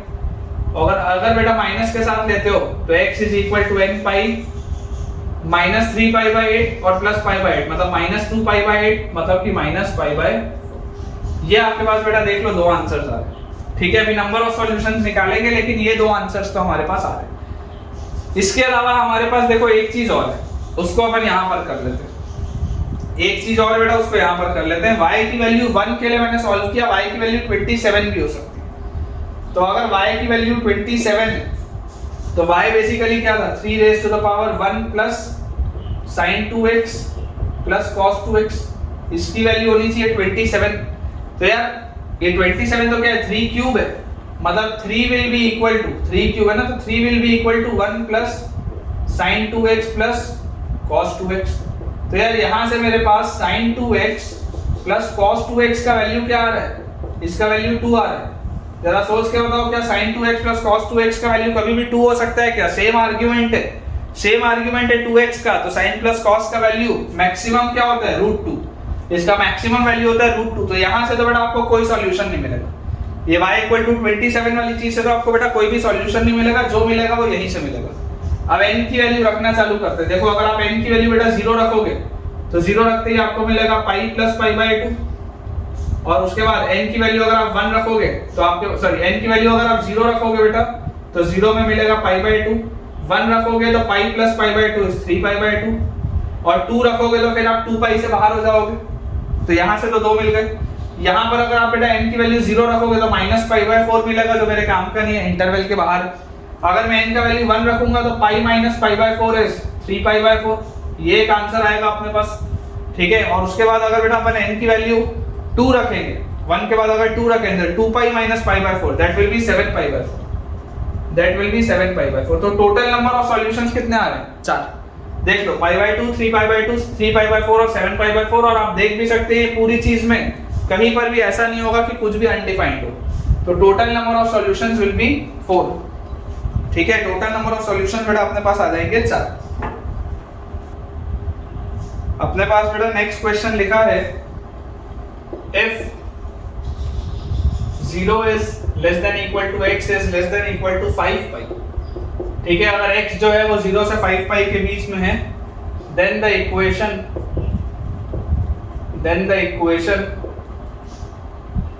3 plus cos x का whole square is equal to 4 minus 2 sin raised to the power 8x। 3 plus cos x का whole square is equal to 4 minus 2 sin raised to the power 8x, then the equation has, ठीक है। Options बेटा मैं आपको दे रहा हूं। पहला option है एग्जैक्टली वन सॉल्यूशन, फिर दूसरा ऑप्शन बच्चों हमारे पास है एग्जैक्टली 3 सॉल्यूशन, तीसरा ऑप्शन हमको दिया हुआ है एग्जैक्टली 5 सॉल्यूशन, ठीक है। पूरा नहीं लिख रहा हूं बेटा, शॉर्ट में लिख दे रहा हूं। और लास्ट ऑप्शन है इनफाइनाइट सॉल्यूशन,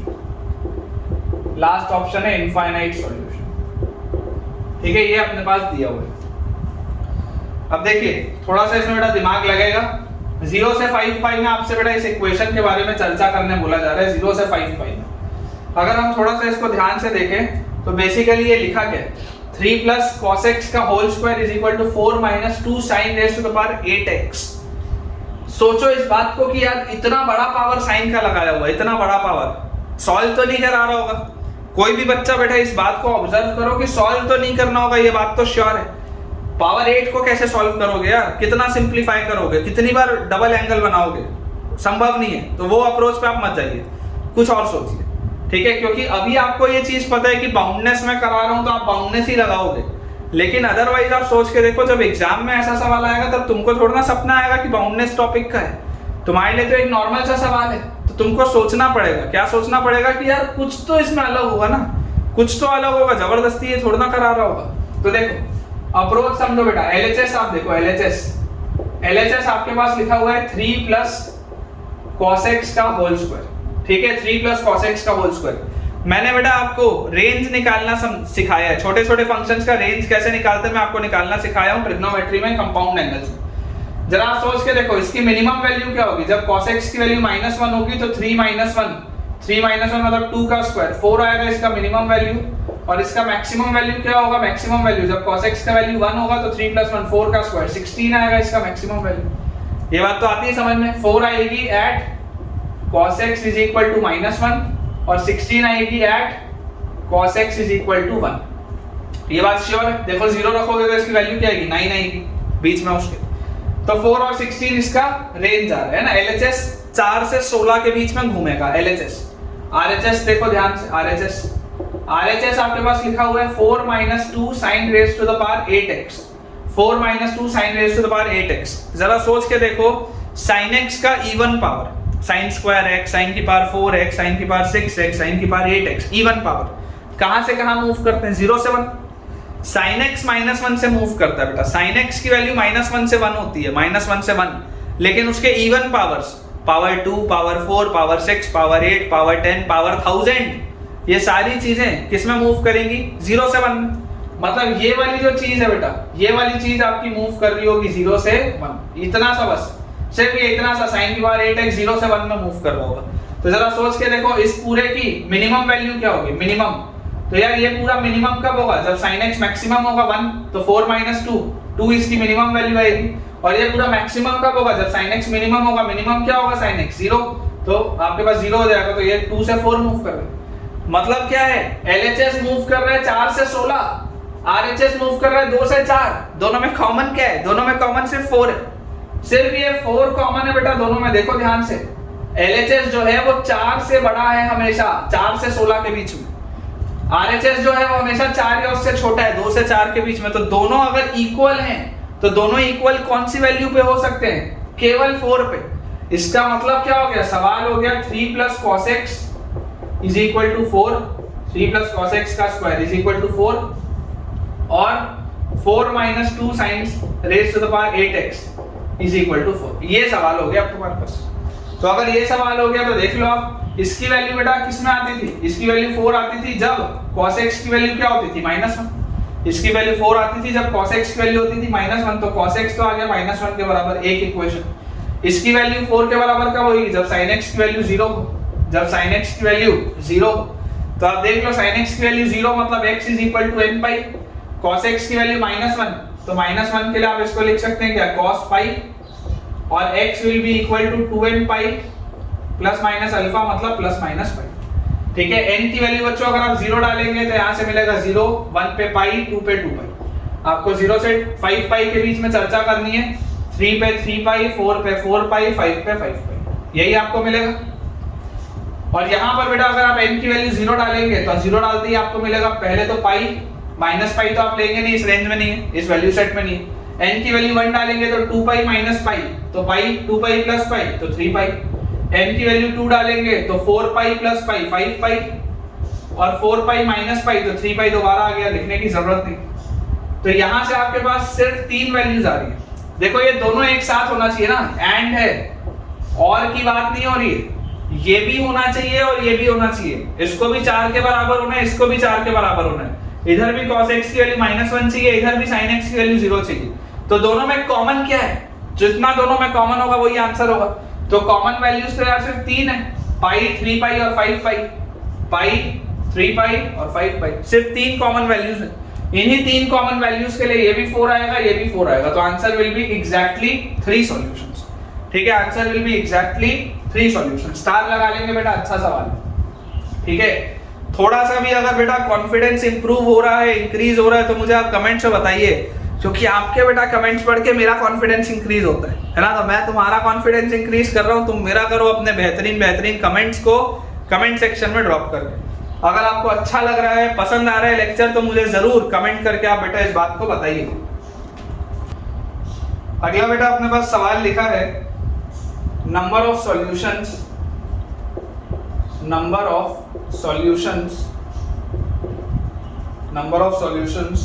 of the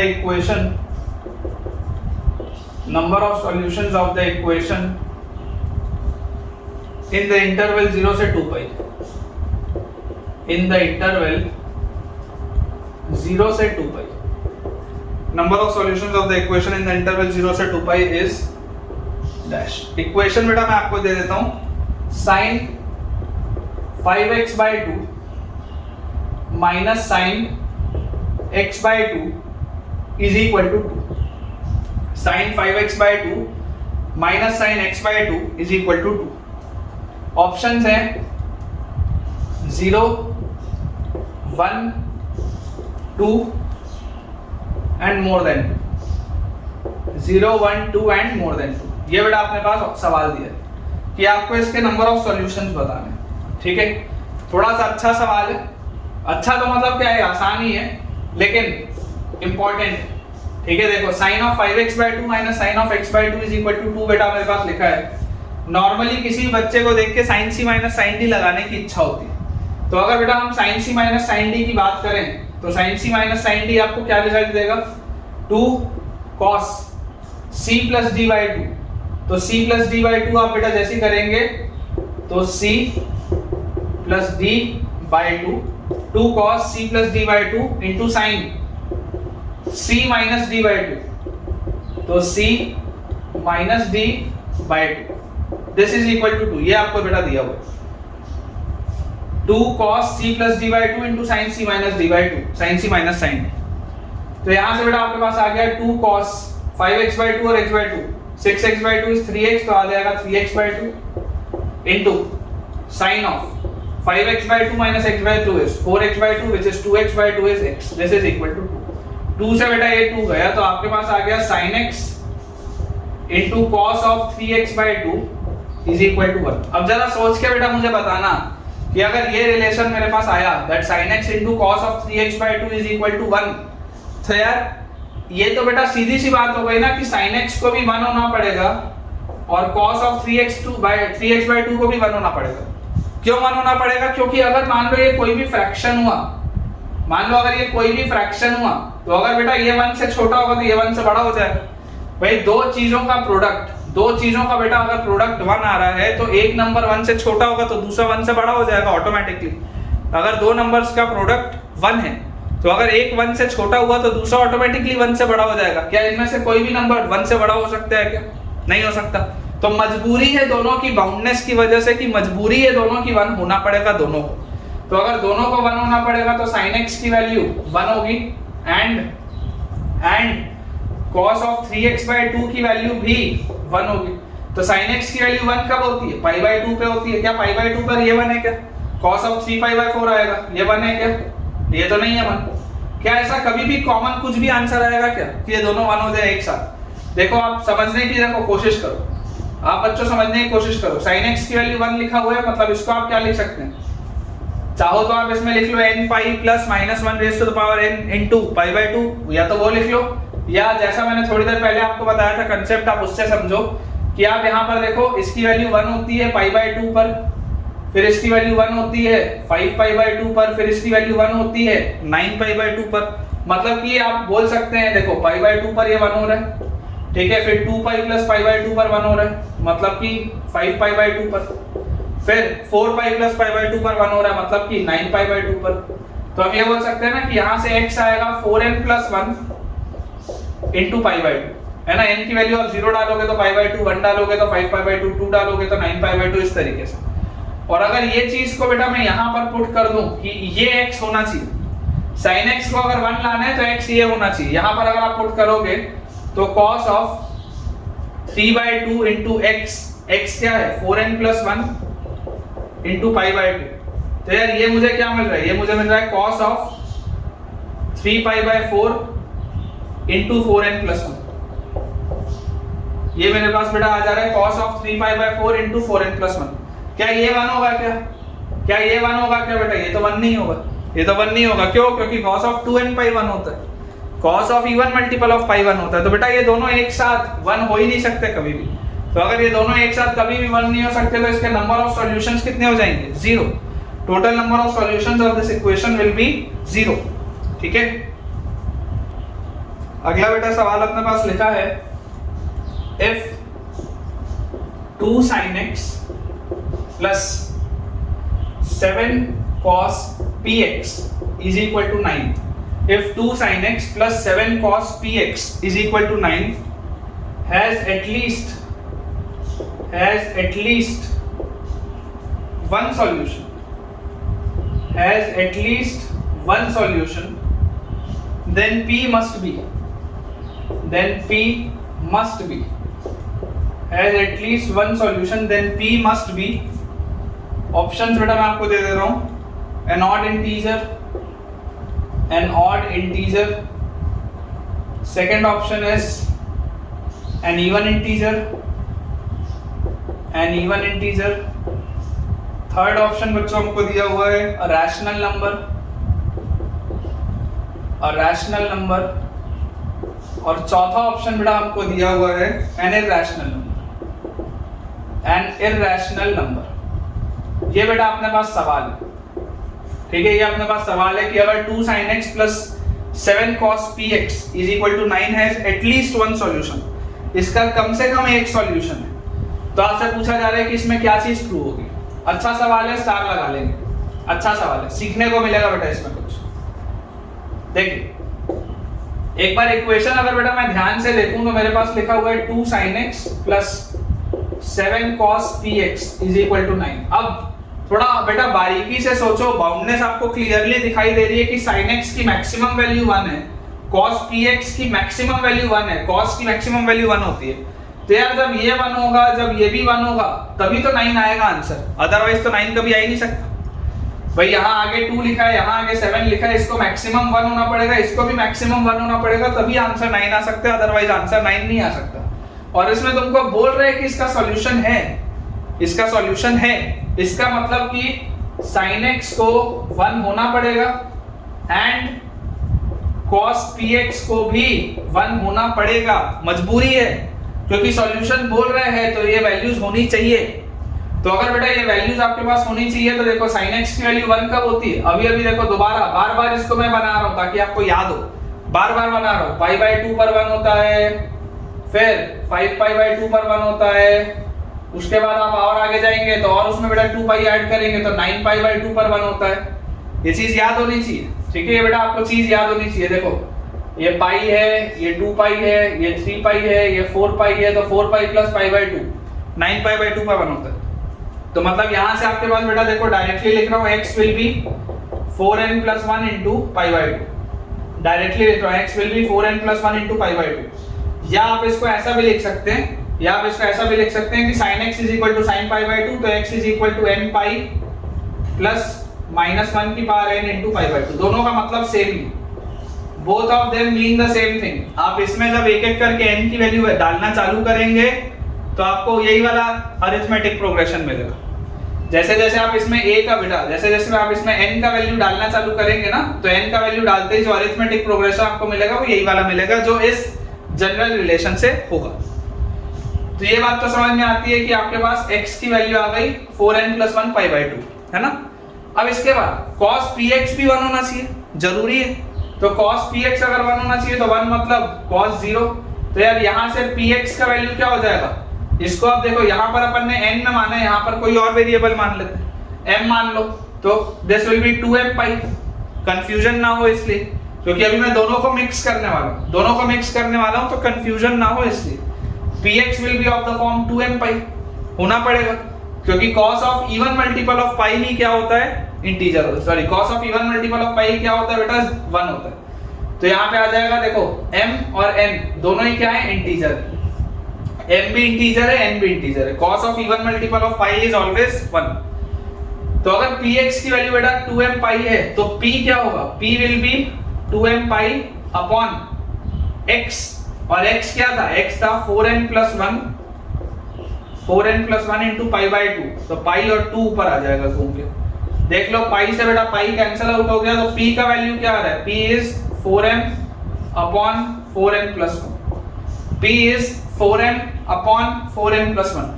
तो यार m एक इंटीजर है, n एक इंटीजर है, तो p तो 100% क्या आ रहा है बेटा, एक रैशनल नंबर आ रहा है। p is coming out to be a rational number. मैंने जानबूझ के बेटा, क्योंकि मैं तो ऑलरेडी पहले एक बार सॉल्व इसको किया हुआ हूं, तो मुझे ऑलरेडी बेटा इस चीज को पता है कि मुझे जो p निकालना है वो कुछ ऐसे फॉर्मेट का आएगा। तो अगर वो ऐसे फॉर्मेट का आएगा तो मैंने जानबूझ के इसलिए यहाँ पर एक अलग वेरिएबल माना ताकि आपको कंफ्यूजन ना हो। बेसिकली अलग अलग केसेस में अगर आप अलग अलग वेरिएबल मानते हैं तो कोई दिक्कत नहीं है, और अगर सेम वेरिएबल आप मानते हैं तब भी कोई दिक्कत नहीं। सेम वेरिएबल मानने में बेटा कोई दिक्कत नहीं है, बस आपको ये पता होना चाहिए कि इस केस के लिए n अलग है, इस केस के लिए n अलग है। मतलब अगर मान लो कोई बच्चा ये बोलता ना कि सर आप m मत लिखो, आप तो n ही लिखो, आप तो n ही लिखो, तो आपको ये फिर पता होना चाहिए कि यार ये वाला n और ये वाला n अलग अलग है, क्योंकि दोनों अलग अलग केस है। तो या तो उस चीज से बचने के लिए आप यहाँ पर m भी लिख देंगे तो चलेगा, कोई दिक्कत की बात नहीं, ठीक है। तो आपके पास बेटा देखिए p का वैल्यू आ जा रहा है 4m by 4n plus 1, which implies that p is a rational number, ठीक है, p is a rational number। इस टाइप का बेटा एक अपन आखिरी सवाल करते हैं बाउंडनेस का। बेटा देखिए लास्ट अपने पास सवाल लिखा है, if the sum of all values of theta, if the sum of all values of theta belonging to close bracket 0 से 4 पाई, all values of theta belonging to close bracket 0 से 4 पाई, satisfying the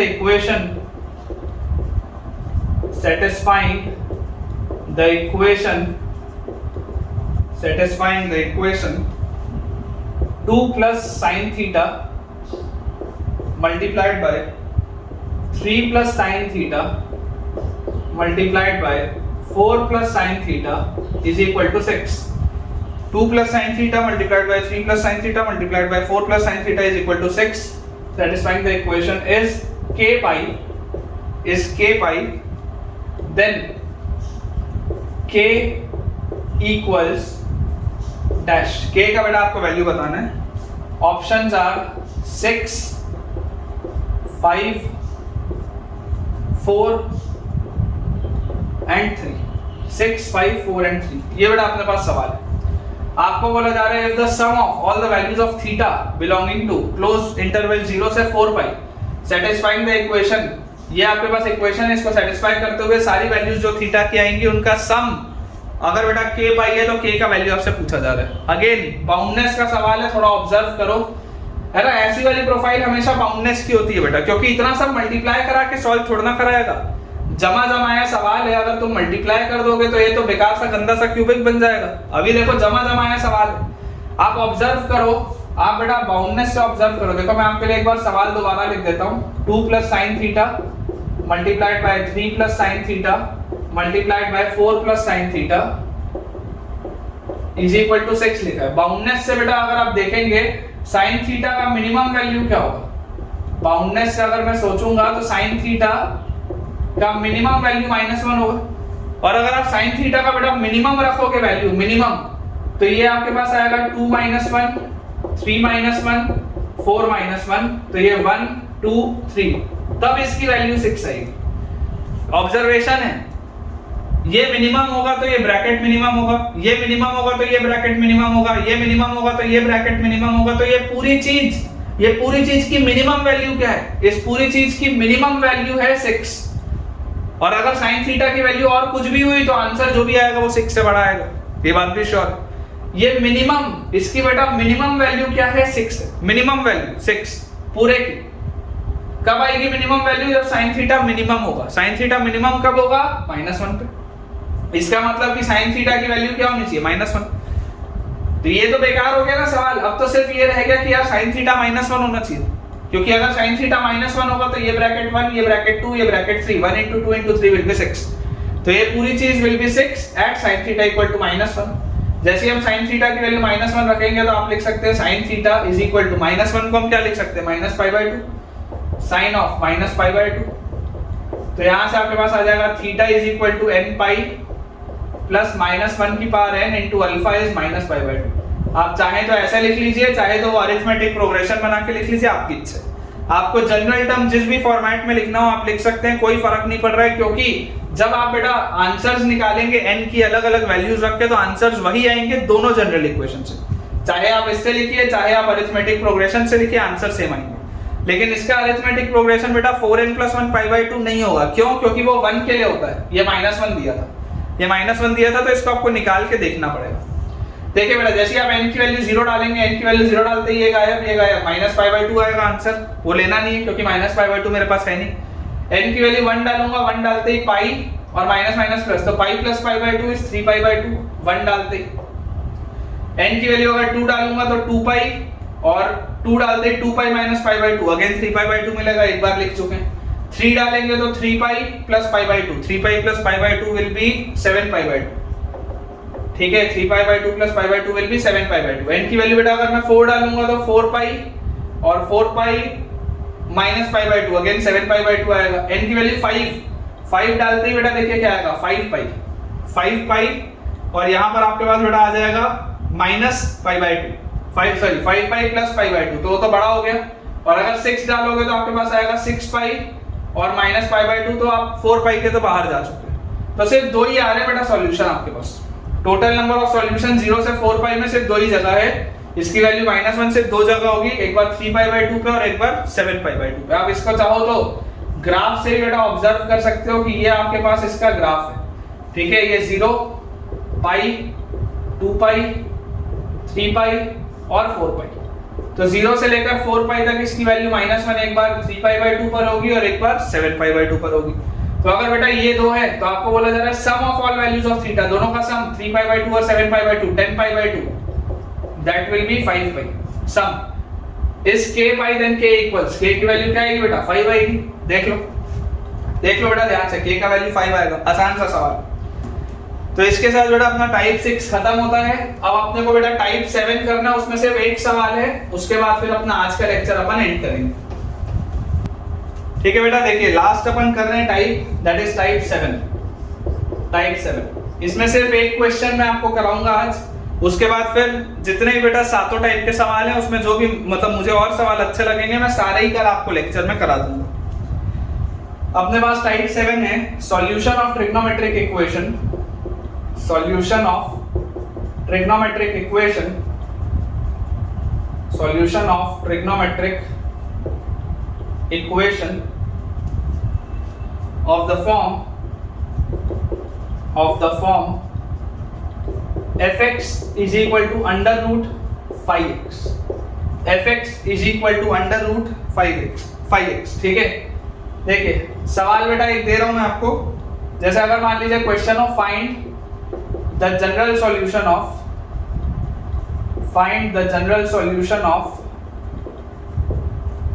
the equation under root of 1 minus cos x is equal to sin x, under root of 1 minus cos x is equal to sin x। ठीक है, last सवाल है बेटा आज के lecture का। अब इस बात को आप समझिए कि देखिए जनरली बेटा मैंने हमेशा आपको ये चीज कही है कि हमें स्क्वायरिंग करने से बचना चाहिए। स्क्वायरिंग करने से हमको क्यों बचना चाहिए? क्योंकि जब भी हम स्क्वायर करते हैं तो हम कुछ एडिशनल आंसर्स को भी ले लेते हैं। ठीक है, ओरिजिनल सवाल के आंसर्स के अलावा भी कुछ एडिशनल आंसर्स आ जाते हैं जब भी हम स्क्वायर करते हैं। तो अगर आप स्क्वायर मान लीजिए मजबूरी में कर भी रहे, जैसे यहाँ पर मजबूरी है, बिना स्क्वायर के आप आगे नहीं बढ़ सकते। तो अगर मान लीजिए आप मजबूरी में एडिशनल आंसर्स ले भी रहे हैं तो आपको फिर इस बात का ध्यान रखना पड़ेगा कि फाइनल आंसर्स को मुझे एक बार क्रॉस वेरीफाई करना चाहिए। ठीक है, क्योंकि एडिशनल आंसर्स कुछ आ रहे होंगे तो मुझे फाइनल आंसर्स को क्रॉस वेरीफाई करना चाहिए ताकि मैं एडिशनल आंसर्स को हटा पाऊं। देखिए जो मैं बोलना चाह रहा हूं मैं आपको बताता हूं। अगर आप स्क्वायर करके आगे बढ़ेंगे तो आपके पास आएगा 1 minus cos x is equal to sine square x, 1 minus cos x is equal to sine square x. तो यहाँ से हमारे पास आ जाएगा 1 minus cos x, sine square x को आप लिख लो 1 minus cos square x, and this will be a square minus b square मतलब a minus b into a plus b, a minus b into a plus b, this is 1 minus cos x. Clearly बच्चों आपको एक चीज दिखाई दे रही है कि एक फैक्टर तो ये 1 माइनस कॉस एक्स का, अगर मैं इसको कैंसिल आउट करूंगा तो मुझे यहाँ पर लिखना पड़ेगा 1 minus cos x is equal to 0। Otherwise आप इसको कॉमन लेके भी काट सकते थे कि आप एक साइड कॉमन ले लेते, उस फैक्टर को बाहर निकाल लेते, तब भी ये चीज आ जाती। और इसके अलावा आपके पास क्या आएगा, that 1 plus cos x is equal to, इसने आपने कट बेटा किया है, यहाँ पे 1 बचा होगा तो 1 plus cos x is equal to 1, तो cos x की वैल्यू आपके पास आ जाएगी 0। अब यहाँ पर एंड नहीं है बेटा, यहाँ पर आपके पास और है कि या तो ये होगा या तो ये होगा। अगर दो चीजें बस प्रोडक्ट 0 आ रहा है तो या तो एक 0 होगा या तो दूसरा 0 होगा, दोनों में से कुछ भी एक चलेगा। तो cos x का वैल्यू 0 मतलब x का वैल्यू क्या होगा 2n पाई। ठीक है, एक सेकंड गलत लिख दिया, ये cos x का वैल्यू अगर 0 होगा बेटा तो देखो 0 होता है पाई बाय 2 पे, तो x will B 2n pi plus minus alpha s plus minus pi by 2, ये आपके पास आएगा x का वैल्यू। और यहां से बेटा अगर cos x का वैल्यू 1 होगा, तो x होगा 2n पाई, यहां पर ये सही x का वैल्यू आएगा 2n पाई, यहाँ पर आएगा x का value 2n pi plus minus pi by 2। ठीक है, अब आपको देखो जनरल सॉल्यूशन बोलना है, जनरल सॉल्यूशन। अगर आप डायरेक्टली बेटा ये बस आंसर दे देते हैं तो हो सकता है आंसर गलत हो, क्योंकि अभी आपने इस आंसर को उसमें वेरीफाई नहीं करवाया, आपने इसमें वेरीफाई अभी नहीं कराया। हो सकता है इसमें कुछ ऐसे एडिशनल आंसर्स हो सकता है, जरूरी नहीं है हर बार स्क्वायर करने पे एडिशनल आंसर्स मिले, लेकिन इट इज क्वाइट पॉसिबल कि हो सकता है एडिशनल आंसर्स मिल रहे हैं। तो एक बार हमको वापस रख के देखना चाहिए कि यार सब कुछ ठीक है या कुछ प्रॉब्लम है। जैसे जब बेटा आप 2n पाई यहाँ पर रखेंगे 2n पाई, तो आप जरा बच्चों सोच के देखो 1 माइनस cos ऑफ 2n पाई, तो cos ऑफ 2n पाई तो हमेशा ही 1 होता है। cos ऑफ 2n पाई अगर हमेशा ही 1 होता है तो cos ऑफ 2n पाई अगर 1 होगा तो 1 माइनस 1 0, और 2n पाई इधर रखोगे तो साइन ऑफ 2n पाई भी 0 होता है हमेशा। तो यार ये तो सही है, इसमें प्रॉब्लम नहीं है, इसमें कोई भी प्रॉब्लम नहीं है। अब अपन देखते हैं इसको 2n pi plus minus pi by 2। तो ये देखो दो चीजें लिखी है, पहला है 2n pi plus pi by 2 और दूसरा है 2n pi minus pi by 2। अब अगर बेटा मैं ऑब्जर्व करूं थोड़ा सा ध्यान से, ठीक है, तो n का वैल्यू अगर देखो आप 0 रखते तो आपको मिलता पाई बाय 2। फिर 1 अगर बेटा आप n का वैल्यू रखते तो 2 pi plus pi by 2 is 5 pi by 2। उसके बाद आपके पास आता 9 पाई बाय 2, उसके बाद आपके पास आता बेटा 13 पाई बाय 2 एंड सो ऑन। ये आपके पास टर्म्स आते। यहाँ पर क्या आता देखो, अगर आप n का वैल्यू 0 रखते तो आता आपके पास माइनस पाई बाय 2। n का वैल्यू अगर आप 1 रखते तो 2 pi minus pi by 2 is 3 pi by 2। फिर इसके बाद आपके पास आता 7 पाई बाय 2, उसके बाद आपके पास आता 11 पाई बाय 2 एंड सो ऑन। ये आपके पास टर्म्स आते। थोड़ा सोच के देखो, क्या ये गलत नहीं हो गया क्या? सोच के देखो, यहां पर अंडर रूट है, sin x must be positive. अगर LHS पॉजिटिव है बेटा, अंडर रूट लगा है, अगर LHS पॉजिटिव है तो RHS को भी पॉजिटिव होना पड़ेगा। अगर LHS पॉजिटिव है तो RHS को भी पॉजिटिव होना पड़ेगा। माइनस पाई बाय 2 पर ये नेगेटिव है, 3 पाई बाय 2 पर ये नेगेटिव है, 7 पाई बाय 2 पर ये नेगेटिव है, 11 पाई बाय 2 पर ये नेगेटिव है। सर ये तो गलत हो गया ना ये वाला केस। ये जो एडिशनल आंसर आ रहे हैं गलत हो गया, क्योंकि ओरिजिनल सवाल में वेरीफाई करने पे नहीं आ रहा, वेरीफाई नहीं हो रहा। क्योंकि यार इसको रखने पर तो बेटा ये चीज हमेशा क्या हो जा रही है, इसको रखने पर ये वाली चीज तो हमेशा मेरी नेगेटिव हो जा रही है। लेकिन LHS तो पॉजिटिव था, RHS मेरा नेगेटिव हो रहा है। तो फाइनल आंसर क्या आएगा? Final answer will be 2n pi और ये वाली चीज, final answer will be 2n पाई, ये एक सही है बिल्कुल। और 2n pi plus pi by 2, अगर आप इसको सॉल्व करेंगे this will B 4n plus 1 into pi by 2, 4n plus 1 into pi by 2, 2n और 2n, 4n plus 1 into pi by 2। ये बेटा दो आपके पास फाइनल आंसर आने चाहिए। First will be 2n pi and second will be 4n plus 1 into pi by 2। ठीक है, तो चलिए बेटा आज के लिए अपन इतना ही रखते हैं। मुझे उम्मीद है कि ये सातों टाइप आपको बहुत अच्छे से समझ में आए होंगे और कंसेप्ट्स आपके क्रिस्टल क्लियर होंगे। तो अगर आपको आज का लेक्चर अच्छा लगा है तो वीडियो पे जरूर आप बेटा मुझे कमेंट्स करके बताइए कि आपको आज कॉन्फिडेंस इंक्रीज हुआ या नहीं, सवाल आपको कैसे लगे और पढ़ाने का टेक्निक आपको कैसा लग रहा है, फायदा हो रहा है या नहीं हो रहा है। ये सारी बातें मुझे कमेंट्स में बताइएगा ताकि मैं भी थोड़ा और कॉन्फिडेंट हो जाऊं और आपको इसी तरीके से बेहतरीन लेक्चर्स डिलीवर करूं। अगर वीडियो पसंद आए तो लाइक करना बिल्कुल भी ना भूलें, सब्सक्राइब करना बिल्कुल भी ना भूलें और अपने दोस्तों से इस वीडियो को शेयर भी करें ताकि उनकी भी पढ़ाई अच्छे से हो। और जितने भी नए बच्चे हैं जल्द से जल्द टेलीग्राम चैनल ज्वाइन करिए ताकि आपको सारे अपडेट समय पे मिलते रहें। Thank you.